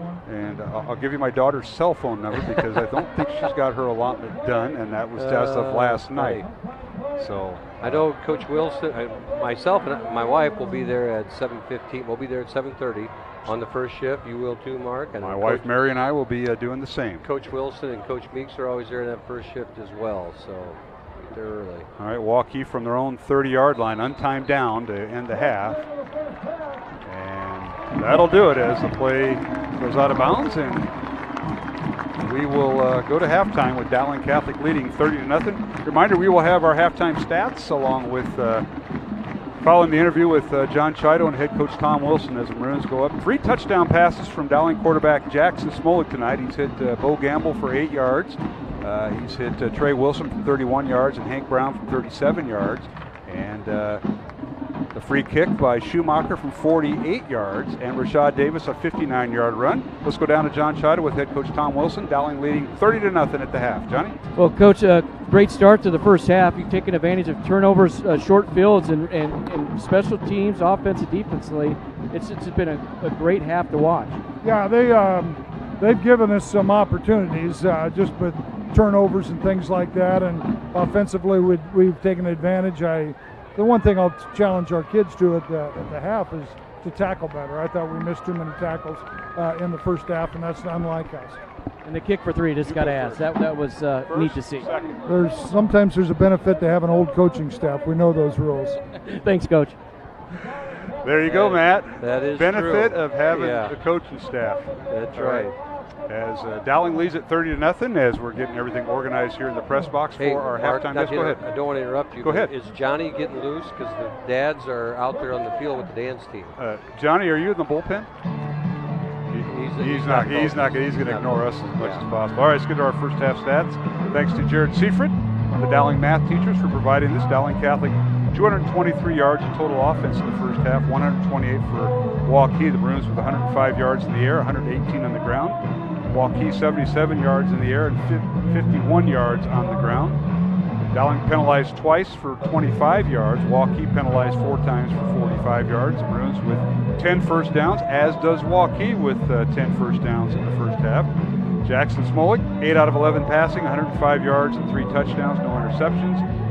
And for Waukee, Beckett Baker, 9 out of 14 passing, 77 yards. Leading ground gainer for Dowling, Rashad Davis, 3 carries, 76 yards and a touchdown. C.J. Phillip, 5 carries, 31 yards. Jackson Smollett, 1 carry for 9, and Hunter Crutchlow, 1 carry for 2 yards. For Waukee, Grant Gamble, 6 carries, 32 yards. Bryce Hoskinson, 3 carries for 23 yards, and Beckett Baker, the quarterback, 8 carries for 22 yards. Leading receiver for Dowling, Hank Brown, 1 catch, 33 yards and a touchdown. Trey Wilson, 1 catch, 31 yards and a touchdown. And Bo Gamble, 3 catches for 21 yards and a touchdown. Cooper Nicholson, 2 catches for 15 yards. And C.J. Phillip out of the backfield, 1 catch for 5 yards. For Waukee, their leading receiver is Charlie Cross. Their tight end, 4 catches for 49 yards. Grant Gamble, 2 catches for 14 yards. And finally for the Warriors, Peyton Betts, 3 catches for 14 yards. Again, Dowling total yard offense in the first half, 223 yards. Waukee with 128. Alongside Matt Mainring, I'm Mark Amadale, John Chido, and we'll go to halftime with Dowling leading 30-0 on senior night. And our guests are here. Can't wait to talk to them. John Sarcone, the retiring Polk County attorney and Dowling alum, and Ted Power, Dowling historian, will join us. And those two may go hand in hand together. We'll talk more about that when we return here on the Iowa Catholic Radio Network and CISN. When you need to conquer the drifts on your property, get the job done your way. The Western Defender Compact Snowplow. All the professional grade features in just the right size for your mid-sized pickup or SUV. Easy to attach and easy to use. Get the performance to plow like this and finish like this. Western. More jobs done faster. Visit Truck Equipment Inc. today at truckequipmentinc.com. Not all used vehicles are created equal. DeArmond certified used vehicles have a big advantage. What sets us apart is that all used vehicles receive a 175-point inspection. Carfax report, 2 oil changes, collision deductible coverage, and wheel dent and windshield repair. Also, all DeArmond certified come with 2 warranties. A 1-year 12,000-mile bumper-to-bumper and a 2-year 100,000-mile powertrain. DeArmond Ford Indianola, DeArmond Automotive Knoxville, DeArmondAuto.com. Dowling leading at halftime 30-0 here on Iowa Catholic Radio and CISN. Mark Amadale, along with Matt Mandering, John Chido, joined now by another John. John Sarcone, Dowling alum, class of 68. And we'll be joined by the historian, Ted Power, later. But, John, first of all, thanks for being up here. I know you had to get away from the guys you sit with. And John's a longtime Dowling booster, supporter, along with his role as a Polk County attorney. We're going to talk about that. But you're out there with O'Mara and McElhan? Well, they're great guys. We went to school with them, and it's just a joy to sit there with them every Friday night and watch the football games. I told McElhan that I think they're all across the way. They're so used to sitting on the east sidelines like we did last week that you're over there. But you guys came over and joined them. Now, I want you to give a shout-out to a couple others that aren't here tonight that are listening maybe. Well, our friends Lou Foggia. Louis is a great guy. And I played Little League Baseball with him, went through Dowling with him. Tony Colasino, another good friend. Just a number of other people that have been here over the years. Ray Blaze, good friend of mine. So we've always followed Dowling football all the way to the Dome. Well, you started doing it when you were the sports editor at Dowling, or part of that sports production, the ACWIN, as it was known back in the 60s. And what did that stand for? I didn't do very well in Latin, but I did take it. Help us out. I think it's part of after St. Thomas Aquinas. I think that's probably where the name came from. At least that's what I think it was anyway. Okay. And certainly Father Jerry Ryan was our moderator for the paper. And when I was a senior, it was Pete Meehan and Pat Wilkinson and I were the three, and then Mike O'Mara and Pete Graziano were the two juniors that really kind of put the paper together. Well, that is awesome. So you had a little sports background before you became an attorney and studying for an attorney. So you were sports background, and I'm surprised you didn't become an agent, like a sports agent back then, John. It was fun to do that, but I guess I went a different direction. Yes, you did. And I've enjoyed it. Well, John Sarcone is a retiring Polk County attorney here in Iowa's largest capital city. I know we have a lot of folks listening on the internet, not local, so keep that in mind, folks. 32 years as the top prosecutor in Iowa's largest county. And John, I know you said it's not really been a job, but we look at the sacrifice that you made, and we're going to talk more about what happened downtown this week, which was tremendous, naming the Justice Center after you, and rightly so, by the way, for you folks out there. This guy has put a lot of time in. He's done it the right way. And I know behind the scenes, every situation, your job handles a lot of them. You just try to do the right thing, and that's what you're about. Talk more to our listeners and our Dowling alums out there that are listening. Well, for the last 32 years, I've had the privilege, really, of serving the people of Polk County in the position as county attorney, and it's a very interesting job. You have to make decisions every day, and difficult decisions every day. You're working with the police, you're working with victims of crime, working with the courts and everything, and so there's a big responsibility there. And then we have a 56-lawyer law office, 119 people. And so that management part of that is important as well. So to get all that together, make it work, I've got a great staff. They've done a phenomenal job, and they do the right thing for the right reason. And that's the direction they get from me. John, you mentioned that this has been a vocation for you, and I don't know where this started. It might have started when you were at the Dowling paper back in the 60s, but talk a little bit about that. And some folks may be thinking about becoming, taking a job like yours and getting out of private practice and going into public service. Well, my father was involved in public service, and so he was the great example for me. And I started out after law school as an assistant public defender for about 3.5 years. And I spent 12 years in the Attorney General's office. And then in 1990, I decided to run for county attorney. I knew I could do the job, but it's very scary when you go through an election process because you don't know what's out there. People encourage you, and usually it's your family that you rely on and everything. But we were successful in a primary, and I never had an opponent after that. So it's been very good. But the job itself, protecting the public, is so important, and it's so important today. And the role of county attorney is to do that job. It's to be an advocate, treat people fairly, and administer justice. Well, some of your peers have said it was one of the best run and best led attorney's offices in the state, and that's a lot. That's from your peers, regardless of party. That says a lot about you and your character. I know that personally, so I can attest to that. Not that it means anything, but I'll tell you, John, you've been a tremendous supporter. I see you here during games. Now, I noticed last week you took the week off because they put you on the east side, so you stayed home and listened to us, and we tried to give you a little shout out there. And I heard that, Mark. Thank you very much. You're welcome. But the credit goes to your family, because all the hours of you're on call 24/7. Yes. It's just amazing. You have to go out probably some of the worst scenes people will never see, but you have, and try to deal with things and dissect things and such, and obviously bring them into law, the court of law. And you've done that, and now you're going to have the opportunity to enjoy retirement, and that's on the horizon. That's right, and I'm looking forward to. I will miss the people that I've dealt with, because I've never met finer people in law enforcement than the people we have in our county. And you have chiefs of police that really care about the job. They want to make sure their officers do the right thing and do things the right way.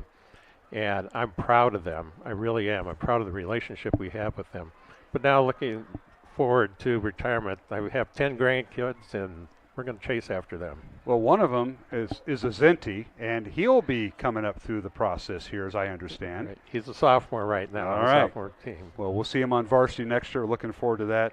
And, your wife, Nancy, who's not here tonight, she's with her sister-in-law, and they happen to take in a movie, so hopefully they're going to watch the replay on CISN on YouTube later. Well, I hope so. I do. And it's my 72nd birthday today, so. And I was getting to that because we all got treats from your brother, who's the Dairy Queen Blizzard Master. Yeah, right. Happy birthday, John. Oh, thank you, Mark. What a deal. Now, the Polk County Justice Center, named after you, so when we walk in there, and I hope I don't have to go in there very much, but what if I do, it's going to say the John P. Sarcone Justice Center. And now that used to be the old J.C. Penney building that's been renovated here the last several years. It's going to be the John Sarcone Justice Center. What do you think about that with all the time you served? Isn't that amazing? That was very humbling. It was quite a surprise. I thank the supervisors for that honor. It really is an honor. And I was just overwhelmed by that. Never in my wildest dreams did I think that would anything like that would happen. But I'm very proud of the work we've done. I'm very proud of the public service that we've done for the people here in Polk County. 1968 Dowling grad, played football. No, I reported on football. Right. Did all that. But you've seen it all, and you've seen Dowling come from, and we're going to talk to Ted here in a moment. Right. Seen him come from nowhere. Jim Williams era. You transitioned. Right. We were there for that.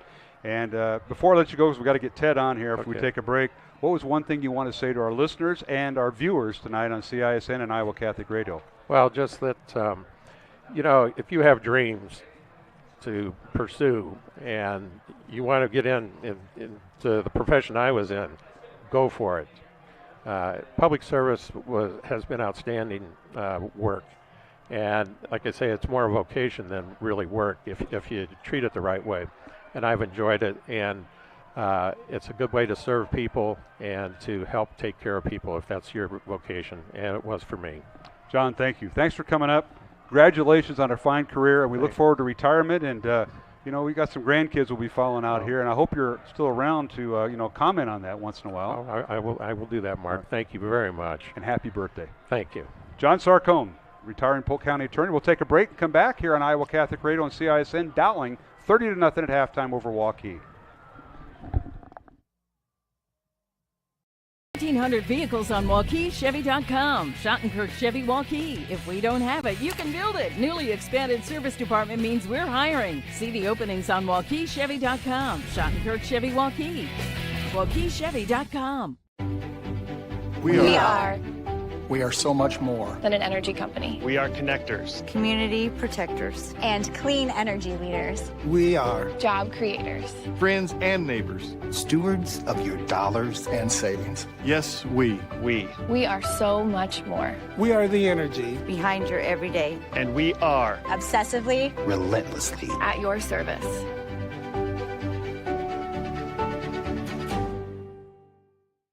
I'm off to college.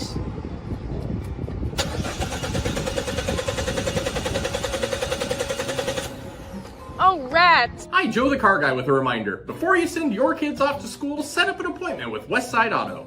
We check everything from tires to belts, fluids, hoses, wipers, and lights. 44 inspection points to help prevent that "oh rats" moment for your students. Call us today to set up your appointment. We'll have your kids off to school saying, For the best, head west. Westside Auto. Heard the interview I did with the county attorney, John Sarcone, is retiring after 32 years. But your wife and I know who Mr. Sarcone is. We went to school with some of his family, so we've been in, hopefully stay in good standing. I'm telling you. But Ted, you're a longtime newspaper guy. You married one of my classmates, and you took her away from Iowa, but had the presence of mind to come back. Brought her home. Back. I brought her home. You did, but what you brought home was your newspaper experience. And you must have had some time on your hands because you ended up writing some kind of mini novel or something. What's going on? I got a phone call from my wife in the advancement office at Dowling one day, and she said, "We're wondering, when did the team first be called the Maroons? And? When did Maroons?" And she knew I had this subscription to newspapers.com, so I start digging around, and I find the first reference to Maroons in the early 1930s in either the Register or the Tribune. So we'd been playing football about 12 years before we were really the Maroons. We were the Irish or the Catholics before that. But in researching that, I just started bumping into all sorts of interesting names and stories connected to Dowling football. And so I just started typing and got this project going. And we should mention, Ted, you're not from the greater Des Moines area. You didn't grow up here. Didn't grow up here. But you're now undertaking a task that many of us have been challenged with at times. And what happened with the early days of football? Because Dowling's had 100. This is the 104th year of Dowling football. That's right. Yeah. 1918, the school was founded. They didn't have a football team that fall. There was the epidemic was going on. The Spanish flu was going on. Oh, that's right. And Iowa State suspended its football team. Notre Dame suspended play for a while. Anyway, we started the next year in 1919. One of the first players was Father John Aldera. He would become Father John Aldera. He would come back to Dowling and join the staff at one point, and he coached the team. He was the first alumnus to ever coach Dowling football. Of course, Bob Nizzi did that several decades later. You run into people like Newt Rockney. How does Newt Rockney have a tie to Dowling football? Dowling's fourth football coach is a man named Earl Walsh, who was a backup running back to George Jipp at Notre Dame. Coached by Newt Rockney. Coached by Newt Rockney. Newt Rockney sent, Earl Walsh graduated. Newt Rockney got him a job in Winters, South Dakota as the football coach at the high school there. One of his players was Frank Leahy, who would become another great Notre Dame football coach. He was only there a year, and probably Rockney had something to do with convincing him to come to Dowling. And so you've been compiling all this research and scores, and folks, he's got every score but one, and I'll let you reach out, Ted, to the score you don't have. Maybe Mr. Sarcone has. And by the way, John, before you go, I have something for you, so don't go far. But where do you want to go from here? How can people contact you? Because I'm not going to say this is a book, but you've got materials for a book, like, and I know you're not looking to profit from this, but you've got a lot of information that probably should be put somewhere, and we're trying to help you out. Well, I really think, we've got the numbers, we got the facts, we got the figures, we've got biographies. What we need is stories. We need stories like from John. I mean, John wasn't on the football field, but he remembers things that happened in the mid-1960s in Dowling football, and I'm sure he can tell us great stories. And I'm sure there's all sorts of alumni, former faculty, former staff, St. Joseph Academy alumni who can tell us stories about their memories of Dowling football, and really looking for more than X's and O's, but looking for stories like Father Aldera or Reed Flood, who's the last football player to become ordained and now's the chaplain at school. Reed, I think, told a story recently about he'd always go to confession on Friday before the football game. And one Friday he missed. And he found, did you hear this story already? He told it to my daughter's freshman class. He missed one, and he found Father Zach Kautsky at halftime of the game, and he had a terrible first half. And he said a confession at halftime of the game. And darn if he didn't come out and have one of his best games in the second half. Those are the kind of stories that really tell you about Dowling football and how, we're making leaders for life out there, which to me is even greater than X's and O's. Ted Power is my guest here at halftime. Ted, how can folks get a hold of you? I'm sure you probably want them to email you. Yeah. Email tpdesign57, tpdesign57@yahoo.com. If you've got thoughts, if you've got stories to tell, if you've got memories, let me know, and we'll be glad to get together. Before we let you go, because I know the teams are out on the field, who's the best radio announcer that you've heard? Now, this includes the color guys. This includes Mark Coulier and all that, and you've been here a few years. You know a little bit about this. We saw history tonight with that free kick, and Matt described it as well as, and you described it as well as anybody could ever do. We knew it was coming. Let's celebrate history right here tonight. There you go, the free kick that got Dowling 3 points. Never have seen it before, and we did tonight. Was that the first one, you think? I never read about another one. Okay. I think it was the first. Ted, thanks for all you do. Thank you, sir. We look forward to this journey because we're going to catch up with you as maybe next year about where you're going. See where we are. All right, it's Ted Power, and the email is tpdesign57@yahoo.com. This will be on the replay on the podcast for Iowa Catholic Radio and on YouTube. So, Ted, thank you. 30-0 Dowling. We'll be back the second half in 1 minute here on Iowa Catholic Radio and CISN.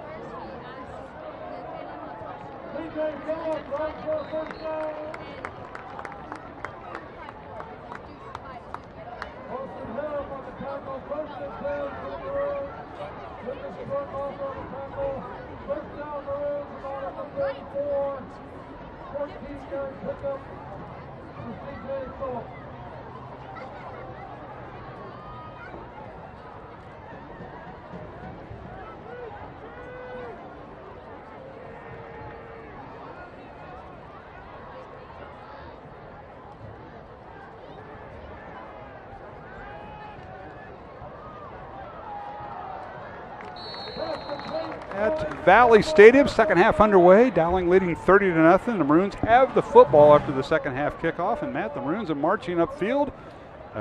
We see a first down now by the Maroons on that last catch. Two plays and 2 first downs as they have chewed up about 20-some yards here early. C.J. Phillip on a nice strong run on first down, and then the pass out here. I wasn't paying attention now to, I believe it was Bo Gamble. Gamble with the catch. Yeah, Gamble with the catch. And they are moving quickly down the field. Thanks to Ted Power and John Sarcone, our halftime guests. The party went a little long here after we got done, and now a little quick pass. Cooper Nicholson with the catch, and he's in Waukee territory. Cooper's been kind of held under wraps tonight by the Waukee defense, but everybody else has been open, and Hank Brown got his first touchdown of the night and of the year, and Bo Gamble won early in the first half, and there's a catch by Cooper at the 45.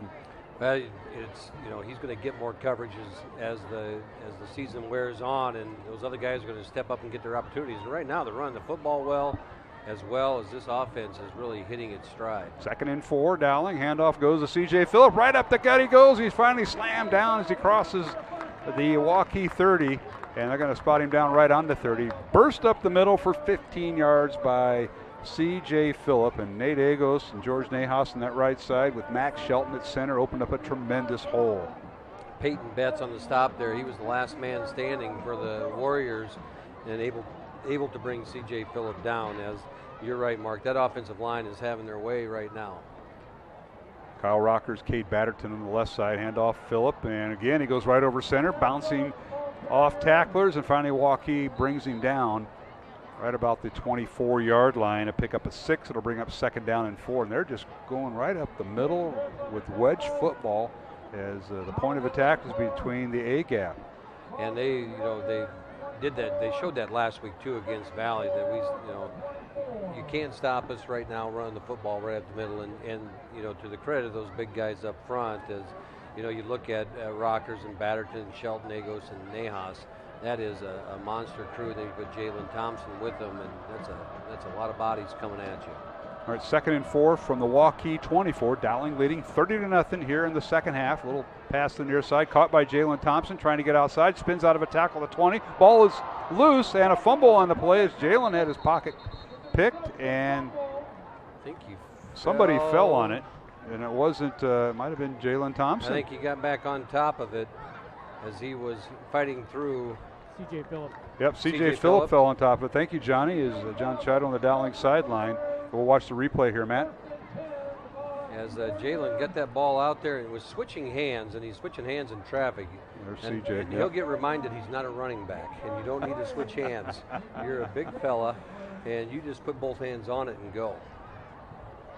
The whole thing gained 7 yards and a first down for Dowling on Thompson. And now here is a pass by Dowling, and Jackson Smollett finds a receiver on play action, and as Johnny would mention, a little RPO, and the pass is caught and and all the way down to the 4-yard line. Johnny could talk to this too. Is on that trip side and the inside receiver, they're playing almost 10 yards off of him, and so when Jackson throws there, it's a short pass. It's an easy 5-yard gain because there's no one there, and for Hank Brown right there, that was a nice pitch and catch, and the Maroons are inside the 5. Goal to goal, Dowling with a 1st and goal as Maroons are in the Bows in the Florence red zone. A timeout on the field. We'll take one with them. 8:36 to go, third quarter. Dowling 30, Waukee nothing on Iowa Catholic Radio and CISN. What they call a snow day, we call a work day. And the resume I leave behind is nothing but clean pavement. That's why I stay prepared for all the depths of winter with a plow that won't back down from a little overtime and takes care of business beyond 9 to 5 and then 5 to 9 without skipping a beat. A plow you'd call a real MVP, the kind only Western builds, to get more jobs done faster. Visit Truck Equipment Inc. today at truckequipmentinc.com. Free Godfather's Pizza begins with the download. Order through my new online ordering app and start earning free pizza and sides. It's easy. Download the Godfather's Pizza online ordering app today. Do it. Over 1,300 vehicles on WaukeeChevy.com. Schottenkirk Chevy. Okay.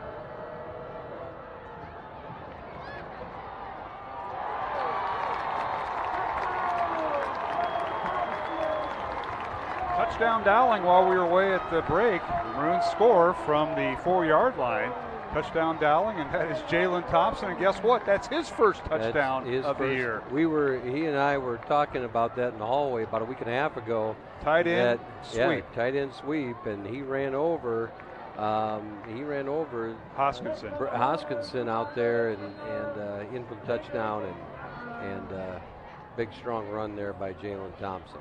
Schumacher in for the extra point. Ball is down, the kick is up, and it is good. So the Maroons now have got the running clock going as Dowling leads at 37-0 with 8:31 left to go. Here in the third quarter from Valley Stadium in West Des Moines, it's Dowling Catholic leading 37-0 over Waukee. We'll be back after these messages on Iowa Catholic Radio and CISN. Free Godfather's Pizza begins with the download. Order through my new online ordering app and start earning free pizza and sides. It's easy. Download the Godfather's Pizza online ordering app today. Do it. Do you know what the best part about being a dog is? You can hear disaster before it even happens. You know what they say about disaster? Sometimes it can inspire a symphony.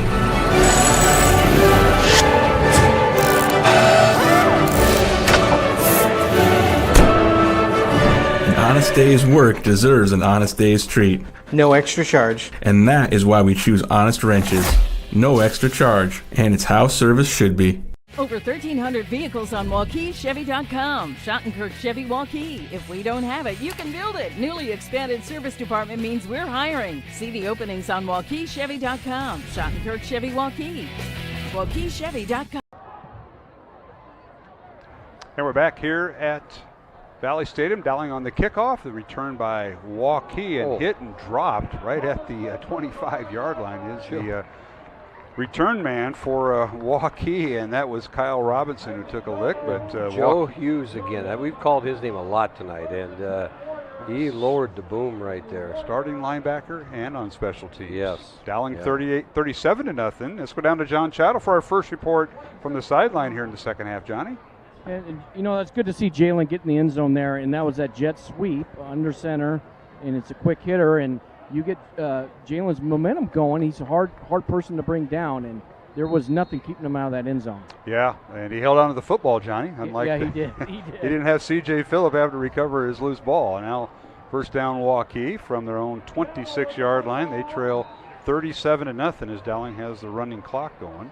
And, you know, Coach Wilson right before half talked about tackling. He was a little disappointed in tackling. On that play right there on first down, it's, you know, evident again is they're getting chunk yardage right here. And Gamble right there, you know, ran for seven yards and broke a couple arm tackles. And so it's something they're going to focus on this week. Well, gain of 7 that time by Waukee on first down. And now an inside handoff. And this time they keep it on the ground. That's Grant Gamble again.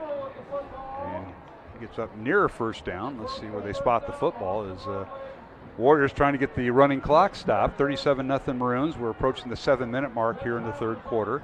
And it'll bring up. Say it is a first down. First okay. down. It was near the first down, and he was tackled right at the 36. So gain of 3. As the Maroons line up here on defense, you're going to start to see some players shift around here. As I believe you're going to see a lot of seniors on the field here in these last two quarters. Oh, what a hit that time! Joe Hughes again on the hit, and the tailback that time was Grant Gamble, and he's the backup tailback because Niall Eddy has been battling a groin injury. He played a few snaps, but it's been Gamble and Hoskinson back there in the tail, and he got hit. Here's a replay, Matt. Joe almost took the handoff and lowered his shoulders. Great form tackle. Johnny, I think we got someone for after the game right there. Joe Hughes is having a night. I just need to get him to talk a little bit more. Yeah. Well, you got to ask him questions, Coach. I mean, give him a couple. I try to give him hints beforehand. Here's Gamble rolling to his left, and he overthrows everybody. Incomplete. Just dumped that off. It'll bring up 3rd and 13, Waukee. Baker was being chased by Joe Hughes coming off that left edge and chased him all the way across the formation, and Baker wisely just threw the ball away downfield. A lot of things to get to. We mentioned earlier the open house for Dowling Catholic. That'll be on November 6th from 11 to 2. Families and students of all ages are encouraged to attend. I know Mr. Mainring will be there. You won't be playing golf that day with your wife. Back to throw is picked Gamble, off. and the pass is intercepted by Dowling, and the ball was tipped and intercepted, and now Dowling with the ball inside the 20, and now Braden Pearson got the deflection and ran with it down to the 18-yard line, it looks like. Field officials are getting together. We got a flag on the play. Flag on the play. It might have been a hold. Jimmy Wanek on the. Wanek with the interception. We just saw the replay. Wanek with the interception. And now the officials. Are they going to call holding? Set up the screen, and Wanek got the pick. Oh, yeah. And it'll be holding against Dowling. This will all come back. No, that's a tough play. I don't know if we can see it on the replay. I know we showed it once already, but when they run that middle screen type thing, you can hit the running back before he gets to the line of scrimmage, but you can't hold it. And so I'm assuming that's what happened on that play. So it's 3rd down and 8 for Waukee. They get everything situated. Waukee with the ball at their own 38-yard line, so that wipes out Wanek's interception. And that was basically a screen over the middle is what he was trying to do. Motion man is Tariq Alley. And here is Baker back to throw. Fires off his back foot. Incomplete. Well covered by Dowling's defense. That was Jared Rickey on coverage. As the intended receiver that time was Grant Gamble out of the backfield. We were talking a little bit ago about pancakes, and we will throw in the plug there. Yes. Pancake breakfast Sunday morning, 7:30. I believe the line starts, and get there early. Occasionally you hear a commercial about CTO, and Mark Reed from the Catholic Tuition Organization will be there. And make sure, if you haven't done CTO, make sure you have a conversation with him Sunday morning and check that out. As a board member, I can plug that a little bit. Absolutely. There you go. Appreciate that, Matt. And again, that's at the Varied Industries building as the Dowling pancake breakfast. And now ball is, I may say it was touched by a Dowling player. Waukee picks it up at the 20-yard line, and no signal yet by the referees. The ball will be right at the 21-yard line. Now they're going to huddle up, so we'll see. And it depends. We may have to get a replay on this. Yeah, they're going to signal whether or not there's a first touching or not. and they're going to say an illegal touching by Waukee first. Okay, I so believe the what Dowling that signal is. We just got the signal Dowling football. Here's the replay on CISN. And yeah, so they're saying it hit the Waukee player first right there. Okay, so that was in coverage. That was Bryce Hoskinson for Waukee that got hit, and then recovered by the Warriors' Cooper Andrews. It'll be Dowling football, 1st and 10 with 3:41 to go here in the third quarter. Running clock, Dowling leading 37-0 on the change of possession. Let's go back down the field. John Chiddle, take it away. Yeah, you guys had a better angle than that. That was the Waukee player touched that illegally. Is that what the call was? Yeah. He was the first touch, and then it hit a Dowling player. Okay. So that wipes out. It wasn't nothing illegal. It was just that you can't advance. It's not a fumble. So pistol formation. Dante Cataldo. And Dante Cataldo in, and he gives to the tailback, and that has got to be the third tailback, Jack Moore. Right? Yep, it's his time, and he goes straight up and down, and he gets a few yards.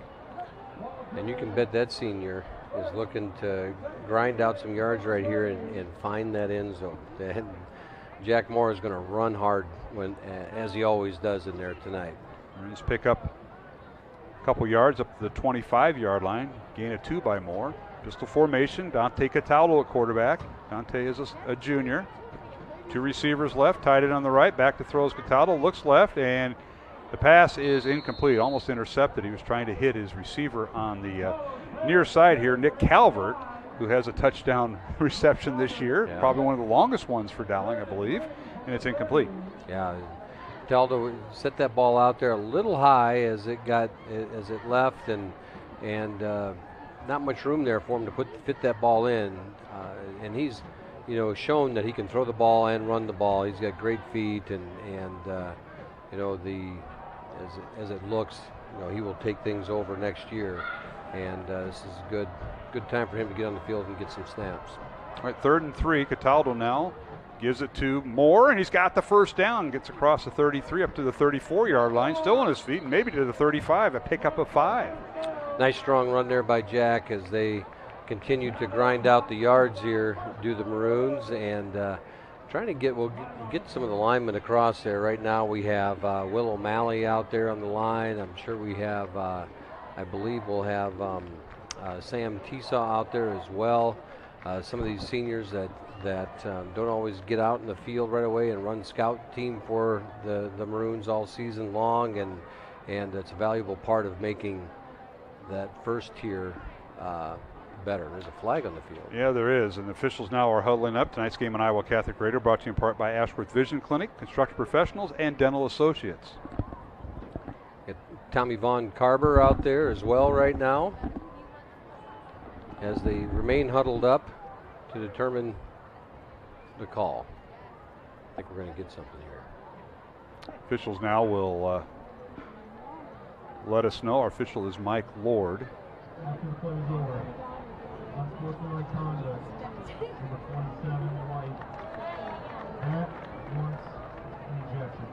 Oh.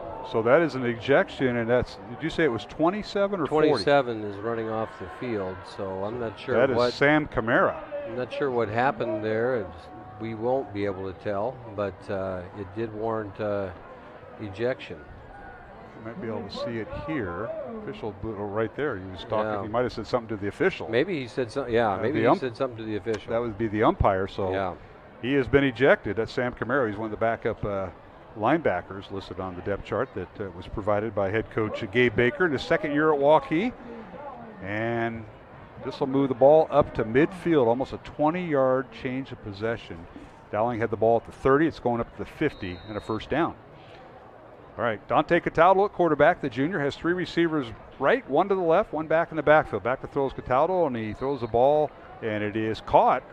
And coming back for the catch and making a nice dive for it is Matthew Kerner. Yeah, Matt Kerner there makes a nice catch on the edge, and Cataldo's throw came in hot and a little bit low, but Kerner scooped it right off the turf for completion, and it's a quick 3-yard gain. Remember, his older brother didn't have too bad of a career here at Dowling and at Iowa, and he played defense, though. He wasn't on the offensive side. No. Remember that? He could have played anywhere, though. That was Jack Kerner. Remember that, Johnny? He was just a defender, right? He played receiver as well. Yeah. Not much. He could do it all, though. But he did. Had a tremendous career at Iowa.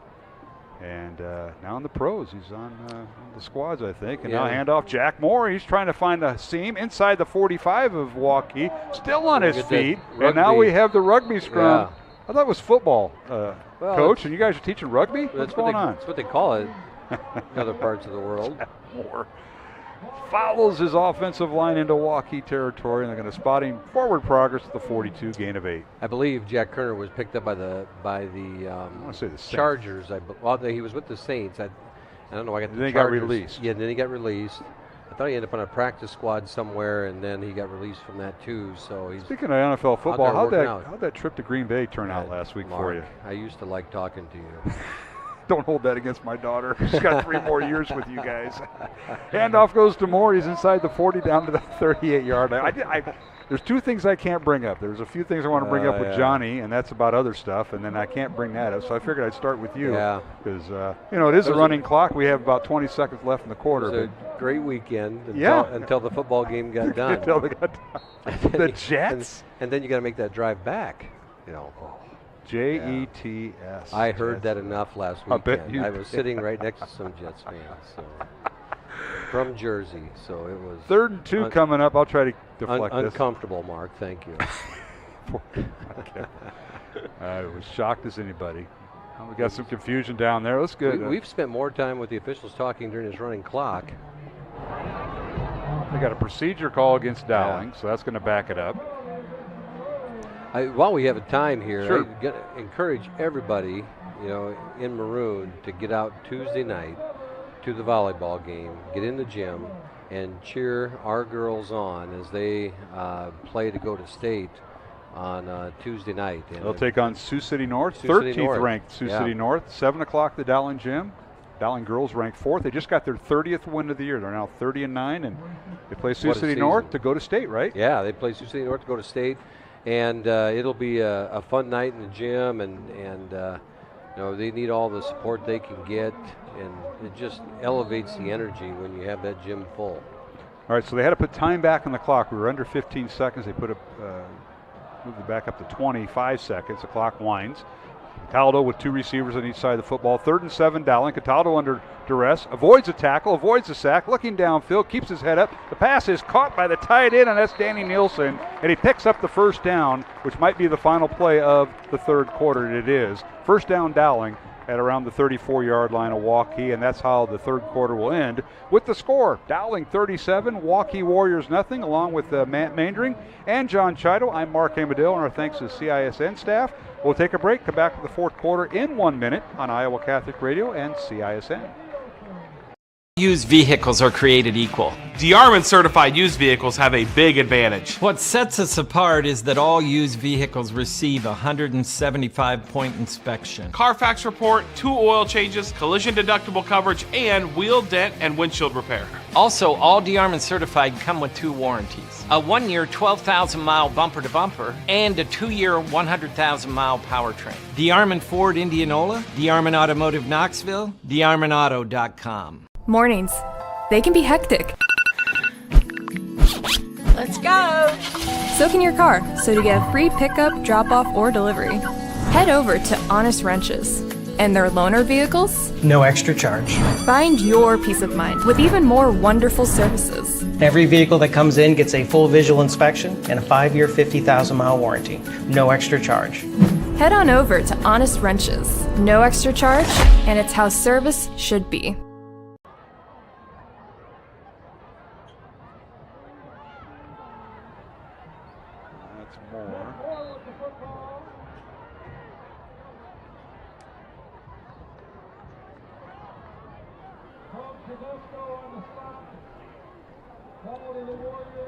And we're back here at Valley Stadium, senior night. Dowling Catholic leading 37-0 here on Iowa Catholic Radio and CISN as we simulcast radio and live stream. Mark Amadale, Matt Maindring, John Chido. Start the 4th quarter.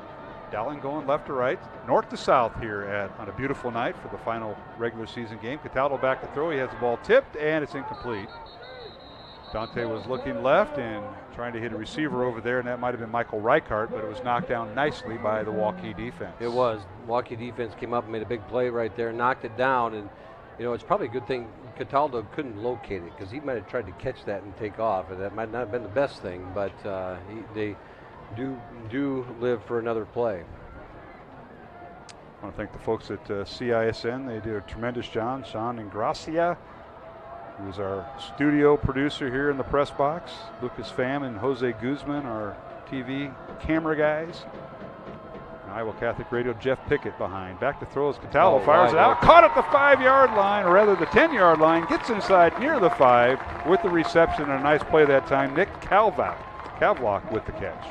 Outstanding. Wait, I believe that's Danny Nielsen. Was it Nielsen? Yeah, I believe it's Nielsen, number 81. And nice throw there by Cataldo over the middle. Stepped into his throw, and Nielsen's running empty right through the middle there, and makes a nice catch. And the tight ends have got a lot of yards tonight for both teams. And I think this could be 3 times for Jack Moore. You think so? First and goal, Dowling at the 7. Underway here in the 4th quarter. Give to Moore, and you're right, but he will get down to the 4. I'm going to spot forward progress at the 5. So 2nd and goal at the 5 for Dowling. Moore, a gain of 2. But yeah, it was Nielsen. Had to several. Dowling has different packages in each given possession, play, if you will.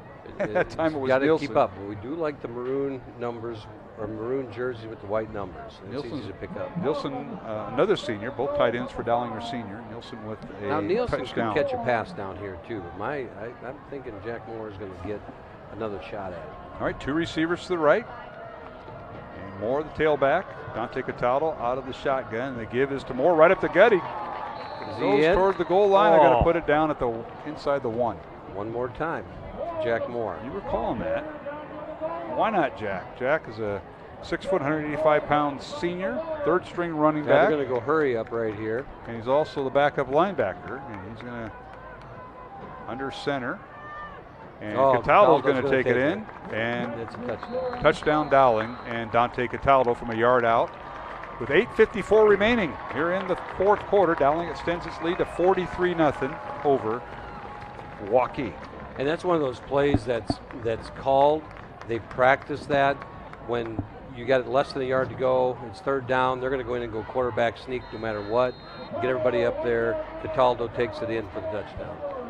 All right, extra point by the Maroons. As the ball is down, the kick is up, and it is no good by Marty Blount, who's in there doing the place kicking. So 43-0 Dowling. We'll take a break from Valley Stadium.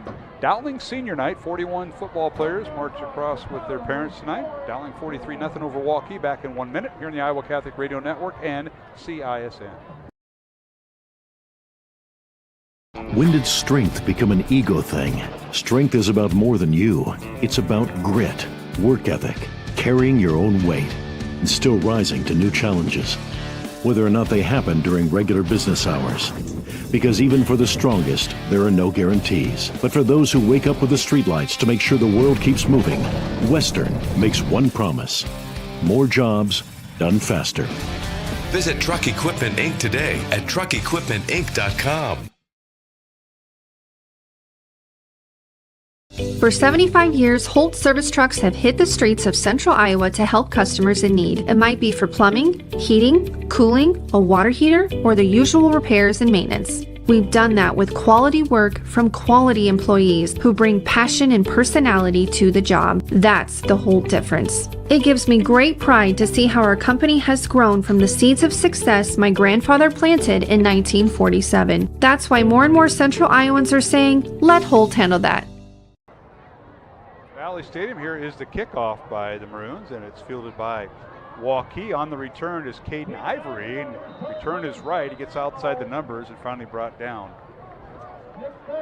right outside the 20-yard line. That's where Waukee will have it 1st and 10, with Dowling leading 43-0 right around the 20-yard line. Let's go down to John Shido, and the Maroons are getting a lot of players in the game right now, Johnny.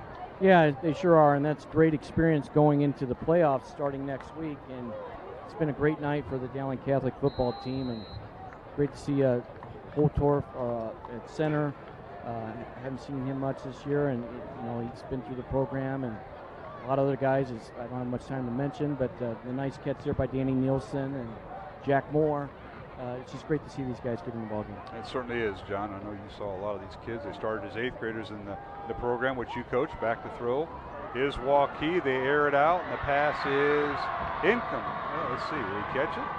He did. Inside right at the 40-yard line. Nice pass that time.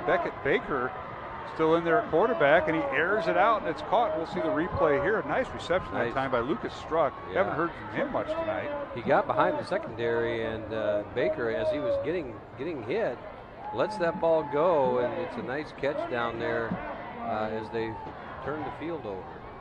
All right, here is Waukee, a little swing pass that is caught, and that's Peyton Betts with the catch from the 41-yard line of Dowling. So they start to move. And again, this Waukee offense moved the ball early and often in this game, and just they had execution issues that cost them, the ability to get the ball in the end zone. So here is Baker back to throw, lost it towards the end zone, looking for his receiver, and that's Lucas Struck, and it is incomplete. Bring up 3rd and 4 for the Waukee Warriors, but I need to mention 2 seniors, Lance Runabaum and Bethany Patton were the student managers, and those two they give up almost as much time as the players do. They are out there all the time, and 2 great kids that it's fun to watch them get experience in doing what they like to do, helping out the team in the ways they do. They do a good job. A lot of the training stuff. Yeah, helping Fred Tiernan and J.R. Giersdorf help with the Sarah Mashad and the training part of it. Yeah. She's got student trainers helping her. Yeah, Sarah Mashad is helping out with Del Ark. Del Ark, who's been a foundation person here forever, and Sarah Mashad just does an outstanding job for our programs. All right, 1st and 10 Waukee. They get the ball down to the 24-yard line. Baker on play action, fires into the end zone towards the far pylon. The pass is penalty flag down, and must be incomplete. They didn't, no signal from the end zone. No, the ball was incomplete. The pass was incomplete. And it'll be pass interference, we believe, against Dowling Catholic. We'll see what the final verdict is. With 5:49 left to go in the 4th quarter, pass interference against Dowling Catholic will be a first down Waukee on the penalty. Yeah, in high school football, it's a 15-yard penalty from the previous spot, so it's not a spot foul like it is at the NFL level, so the ball will be placed on about This would be half the distance, wouldn't it? Yeah, I don't know if they're giving the full 15 yards, so it's on the 12. Line of scrimmage was a 24, and half the distance is the 12, so it's first down Waukee from the Dowling 12-yard line. As the shutout is in danger right now from the Maroons. Here is Baker on play action, rolls to his right, looks in the end zone, fires, and the pass is incomplete.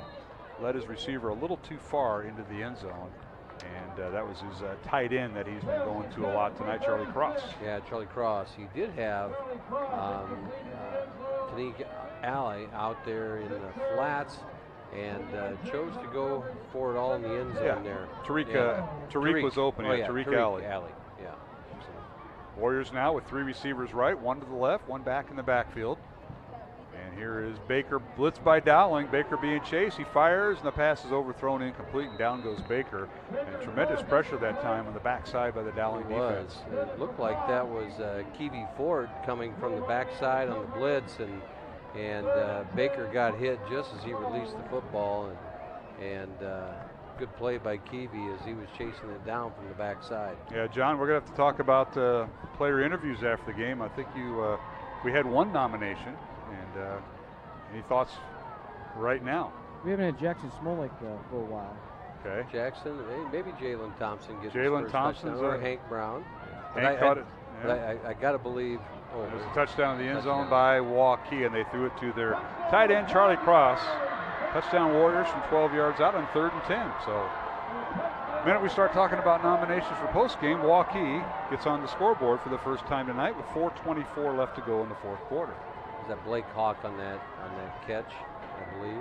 It was Charlie Cross. Oh, Charlie Cross. Yeah, the tight end. Charlie with his reception tonight. Now the extra point. This is the guy who we haven't seen a whole lot this year for tonight is their Max Bartachek. This guy has a leg. He's 10 of 16 in field goals this year. Look at that kick. It's on the roof. It's good. Go over the net.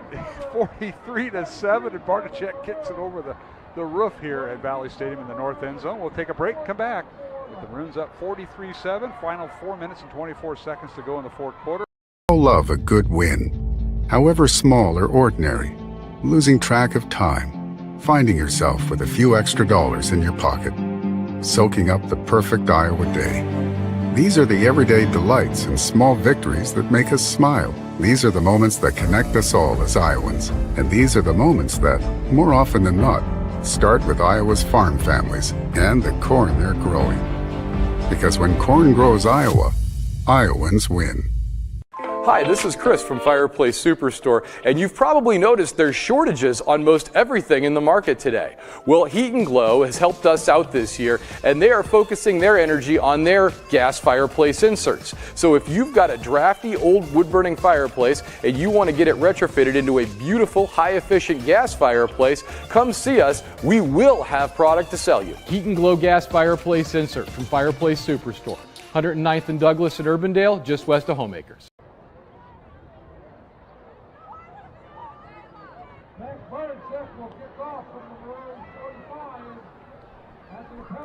And back here at Valley Stadium, senior night for Dowling Catholic. Final regular season game. Dowling up 43-7, not before Waukee gets on the scoreboard. Charlie Cross, outstanding tight end for the Warriors. A 12-yard touchdown reception from quarterback Beckett Baker. Onside kick.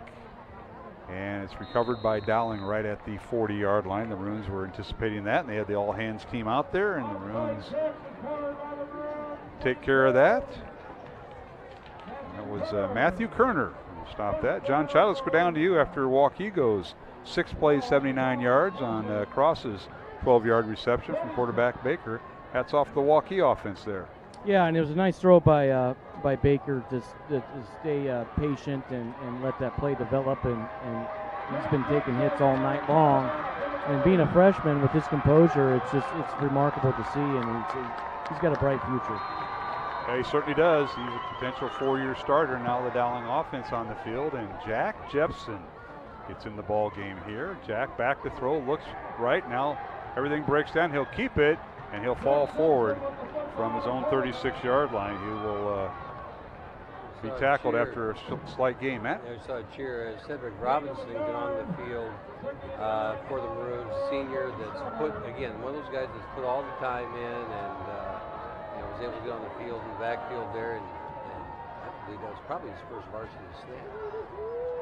So Jepson picks up a yard. Final 3 minutes of the fourth quarter. Dowling leading 43-7 here on Iowa Catholic Radio and CISN. We enjoy the partnership with working with Pete Tarpey and the group at CISN as we provide our audio with their video and their live stream, CISN.tv. Mark Amadale, Matt Maindry, John Chido. We'll have interviews following the game as soon as we can hone in on getting the players. We'll also have the final stats. Jared Seifert, the Dowling coaching staff, provides his stats on his iPad immediately following the game, so stay tuned for that. And congratulations to the Dowling seniors. Of course, so we talk senior football players, but you mentioned the support staff, Matt. It's the best. They have the cheerleaders, the dance team, the trainers, and now here is a handoff for the Maroons, and that goes to Stephen Hauschild. Yeah, Hauschild did a nice, strong run up the middle, and the junior pounding out some yards right there for the Maroons.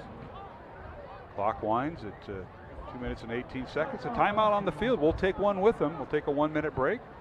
With Dowling Catholic leading 43-7 over Waukee. 2 minutes, 18 seconds remaining here in the fourth quarter. We'll be back. We'll also have some scoring updates from some of the other 5A districts games going on along the Central Iowa. 1,300 vehicles on WaukeeChevy.com. Schottenkirk Chevy Waukee. If we don't have it, you can build it. Newly expanded service department means we're hiring. See the openings on WaukeeChevy.com. Schottenkirk Chevy Waukee. WaukeeChevy.com. I'm off to college.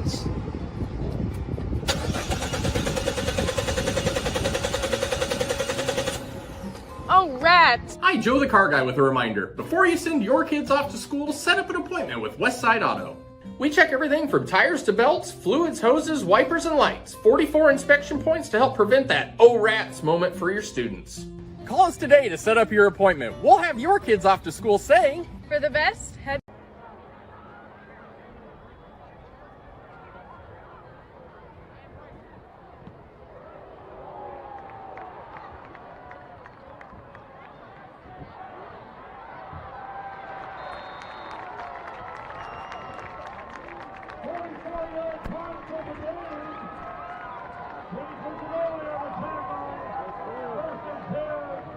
While we were away, Dowling punting on 4th down. Joe Vidane in there, and that's his best punt of the year from his own 42-yard line all the way down to the 10-yard line of Waukee. A 48-yard punt, no return, and Waukee will have it 1st and 10 with a minute 40 remaining from their own 10. And I believe it was Vinny Bertinoli on the tackle there for the Maroons. A nice tackle. We have Max Dirks out there now at linebacker. Just a lot of different bodies out there right now. Garrett Boone's in there on the defensive line. All right, here's Baker still in there for Waukee. Back to throw from his own end zone. Fires it up, and he overthrew everybody. Pass is incomplete. He went over the top, and he was well defended that time by Will Riley, number 40, who was back there on defense for the Maroons. Will Riley comes up, makes a play. Another senior out there, Tim Deng, is out there in the defensive line. Junior getting some snaps out there as the Maroons have got a lot of bodies out there right now. Who's playing safety? Mr. Vinny Bertinoli. Yeah, Vinny Bertinoli back there on the coverage for the flag on the play. We have a holding. I think they're going to mark it half the distance. You're right, Coach. So minute 12 left. We'll move the ball back to the 3-yard line, and the clock will run. Baker's still in there. Waukee with the loss, hoping to get into the playoffs. They got to see how everything shakes out. The good old RPI system, and it's all in the computer. A little swing pass that's caught, and a nice run that time by Lucas Struck. He hasn't done much tonight. It's all been in the fourth quarter, his yards, and he gets it across the 10, and they're going to spot it across the 15 to the 17-yard line. Max Dirks on the stop there for the Maroons is one of the first ones there as they get some. Trying to just keep everything in front of him right now. 2nd and 3 Waukee. Baker back to throw again. Oh, he's got him There's it out. He's got a man open, but he overthrew him or underthrew him, incomplete. And tell you what, he's got a nice arm for a freshman. He threw that down to the 45 of Dowling. They'll stop. Well, it's incomplete. It won't stop the clock with the running clock. This might be. They're going to hustle the ball back here. They might get one more snap. Peyton Betts was the intended receiver. He's also the leading tackler on the defense. As I mentioned, Waukee with 6 two-way players tonight. Maroons up 43-7. 5 seconds remaining. If they get this play off, it'll be the final play of the game. And they do. They give it to the tailback. And getting across the line of scrimmage is Bryce Hoskinson. And that'll do it up to the 24-yard line. That's the final. 43-7 Dowling. And the Maroons complete the regular season. They won 8 straight after losing to Southeast Polk in week 1. And a penalty flag down here, Matt, so we may have an untimed down, or that'll be the game. I don't know what happened. We had a couple kids mixing it up in the last play here. And unsportsmanlike conduct both ways. Yeah. They'll offset. The game's over. All right. Game over. 43-7 Dowling, the final over Waukee. Congratulations to head coach Tom Wilson. He picked up win number 187 here at Dowling Catholic, and that is his 276th win.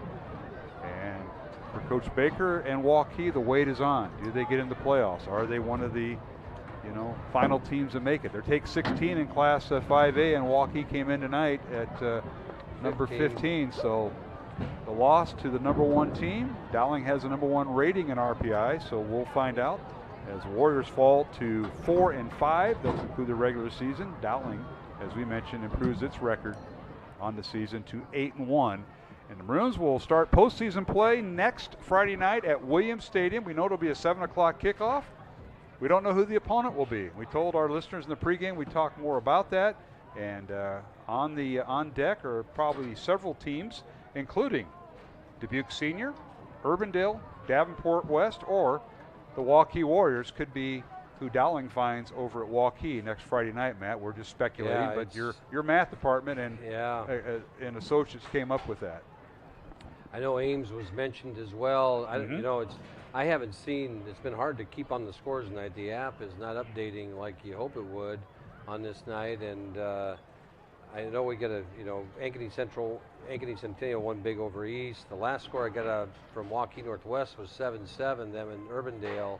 It's a big game. That's Playoff, a big game. Playoffs Yeah. at stake, yep. Oh, it's updated now. 20-7 Northwest, Waukee Northwest up on Urbandale. Okay, we're going to take a break here on the TV and radio side, and we will come back with scores and our statistics with Jared Seifert. Final score, we'll take a 1-minute break down the line, 1-minute break.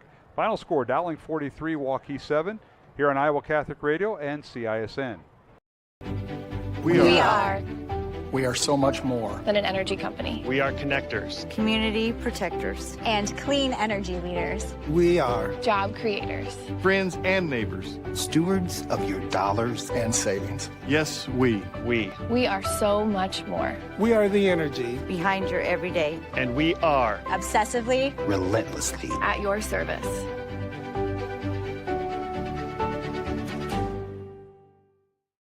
For 75 years, Holt service trucks have hit the streets of central Iowa to help customers in need. It might be for plumbing, heating, cooling, a water heater, or the usual repairs and maintenance. We've done that with quality work from quality employees who bring passion and personality to the job. That's the Holt difference. It gives me great pride to see how our company has grown from the seeds of success my grandfather planted in 1947. That's why more and more central Iowans are saying, let Holt handle that.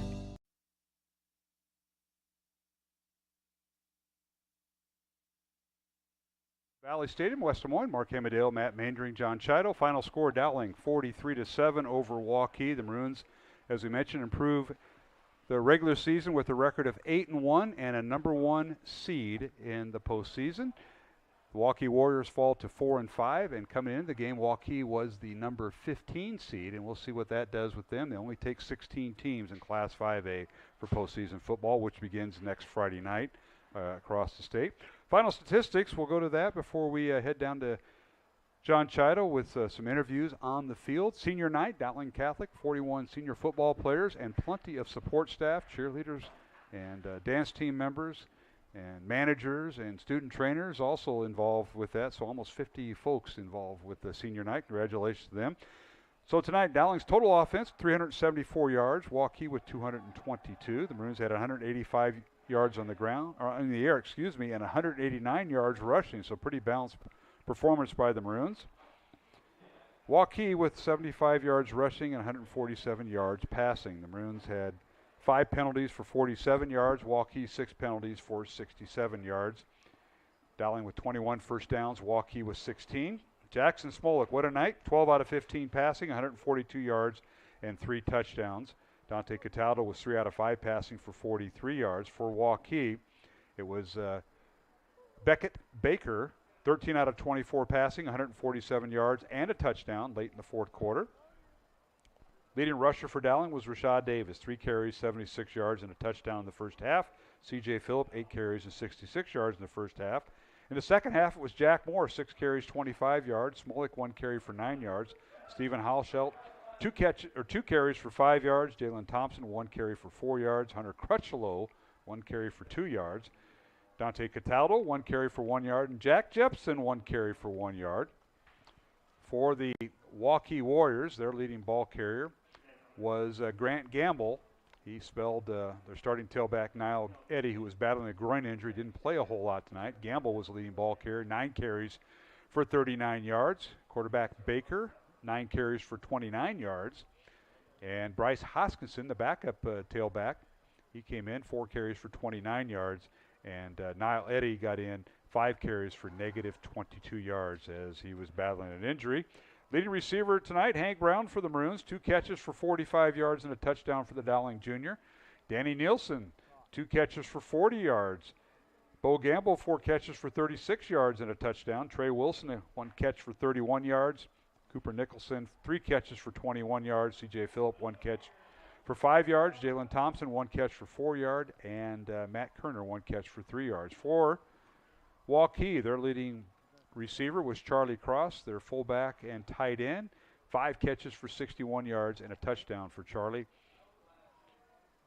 Lucas Struck, 2 catches for 52 yards tonight.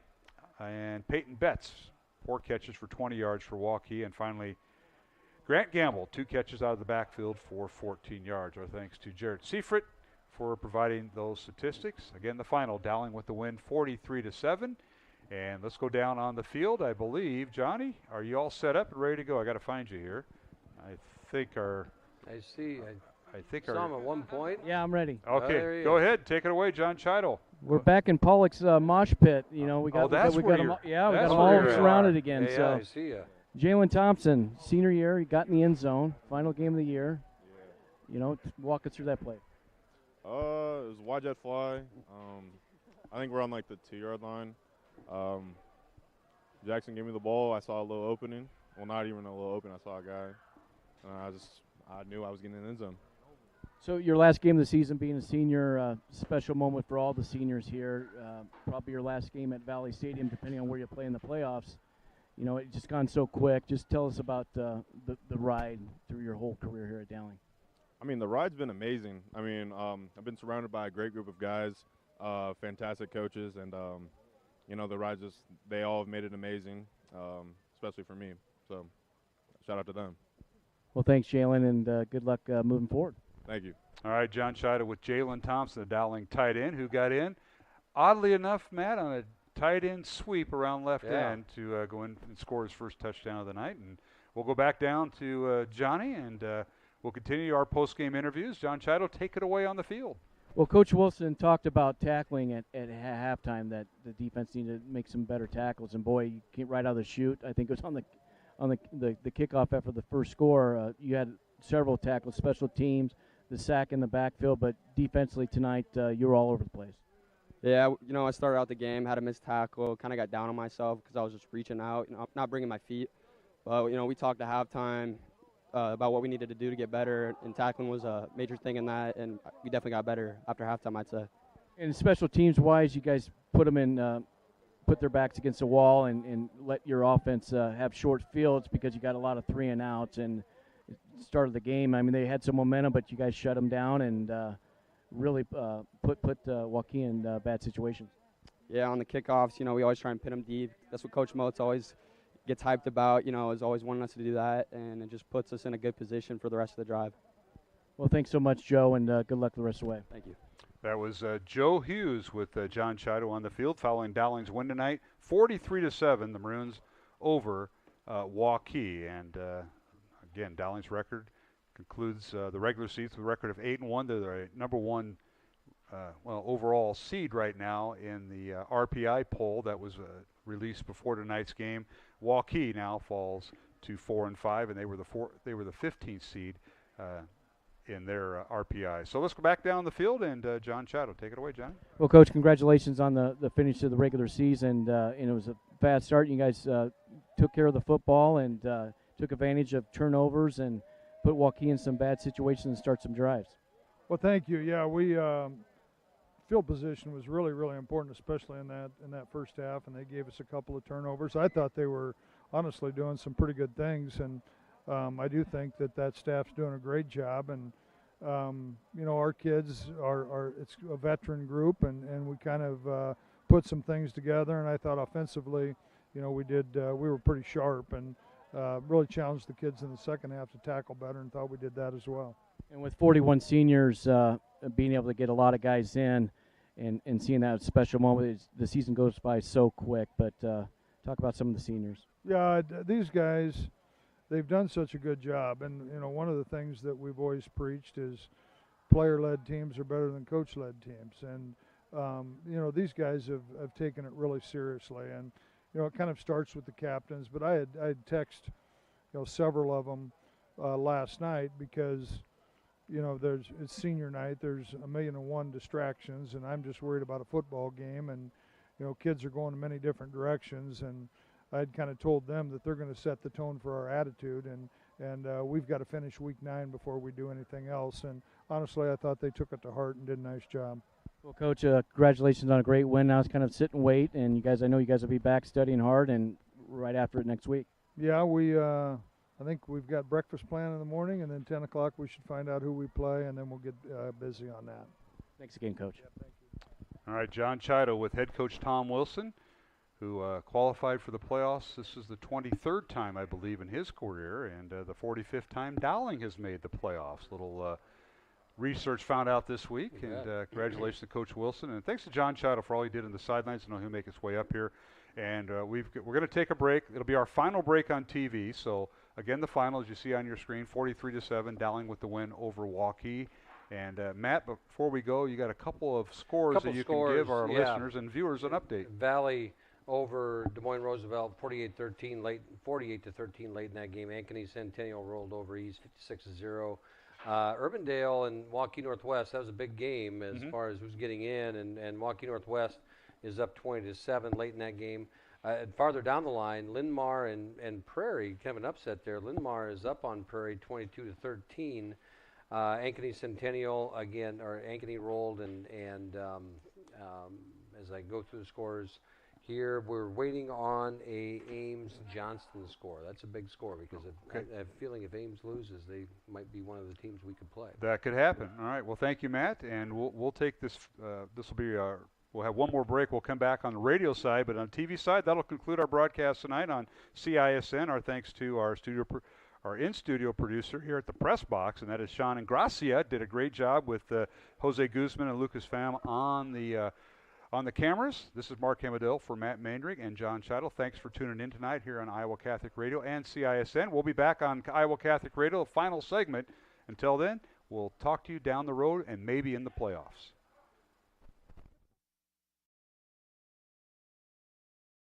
Western lets your UTV power through the storm.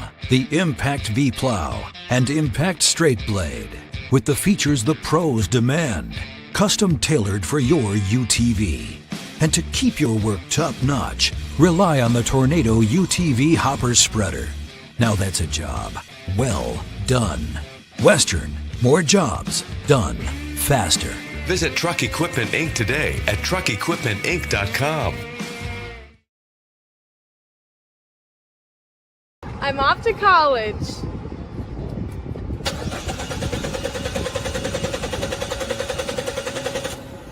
Oh, rats! Hi, Joe the Car Guy with a reminder. Before you send your kids off to school, set up an appointment with Westside Auto. We check everything from tires to belts, fluids, hoses, wipers, and lights. 44 inspection points to help prevent that oh rats moment for your students. Call us today to set up your appointment. We'll have your kids off to school saying, For the best, head west. Westside Auto. We all love a good win, however small or ordinary. Losing track of time, finding yourself with a few extra dollars in your pocket, soaking up the perfect Iowa day. These are the everyday delights and small victories that make us smile. These are the moments that connect us all as Iowans. And these are the moments that, more often than not, start with Iowa's farm families and the corn they're growing. Because when corn grows Iowa, Iowans win. Ever have one of those awkward moments when a business disappointed you? You got ripped off? Didn't get what you expected? The Better Business Bureau can help you avoid these uncomfortable situations. BBB accredited businesses are honest, ethical, and reviewed annually by the BBB. Don't experience another awkward moment with a bad business. Trust the ones that operate with integrity. Look for the BBB seal. It's the sign of a better business. And find a better business anytime at bbb.org. Hi, this is Chris from Fireplace Superstore, and you've probably noticed there's shortages on most everything in the market today. Well, Heat and Glow has helped us out this year, and they are focusing their energy on their gas fireplace inserts. So if you've got a drafty old wood-burning fireplace and you want to get it retrofitted into a beautiful, high-efficient gas fireplace, come see us. We will have product to sell you. Heat and Glow gas fireplace insert from Fireplace Superstore. 109th and Douglas in Urbandale, just west of Homemaker.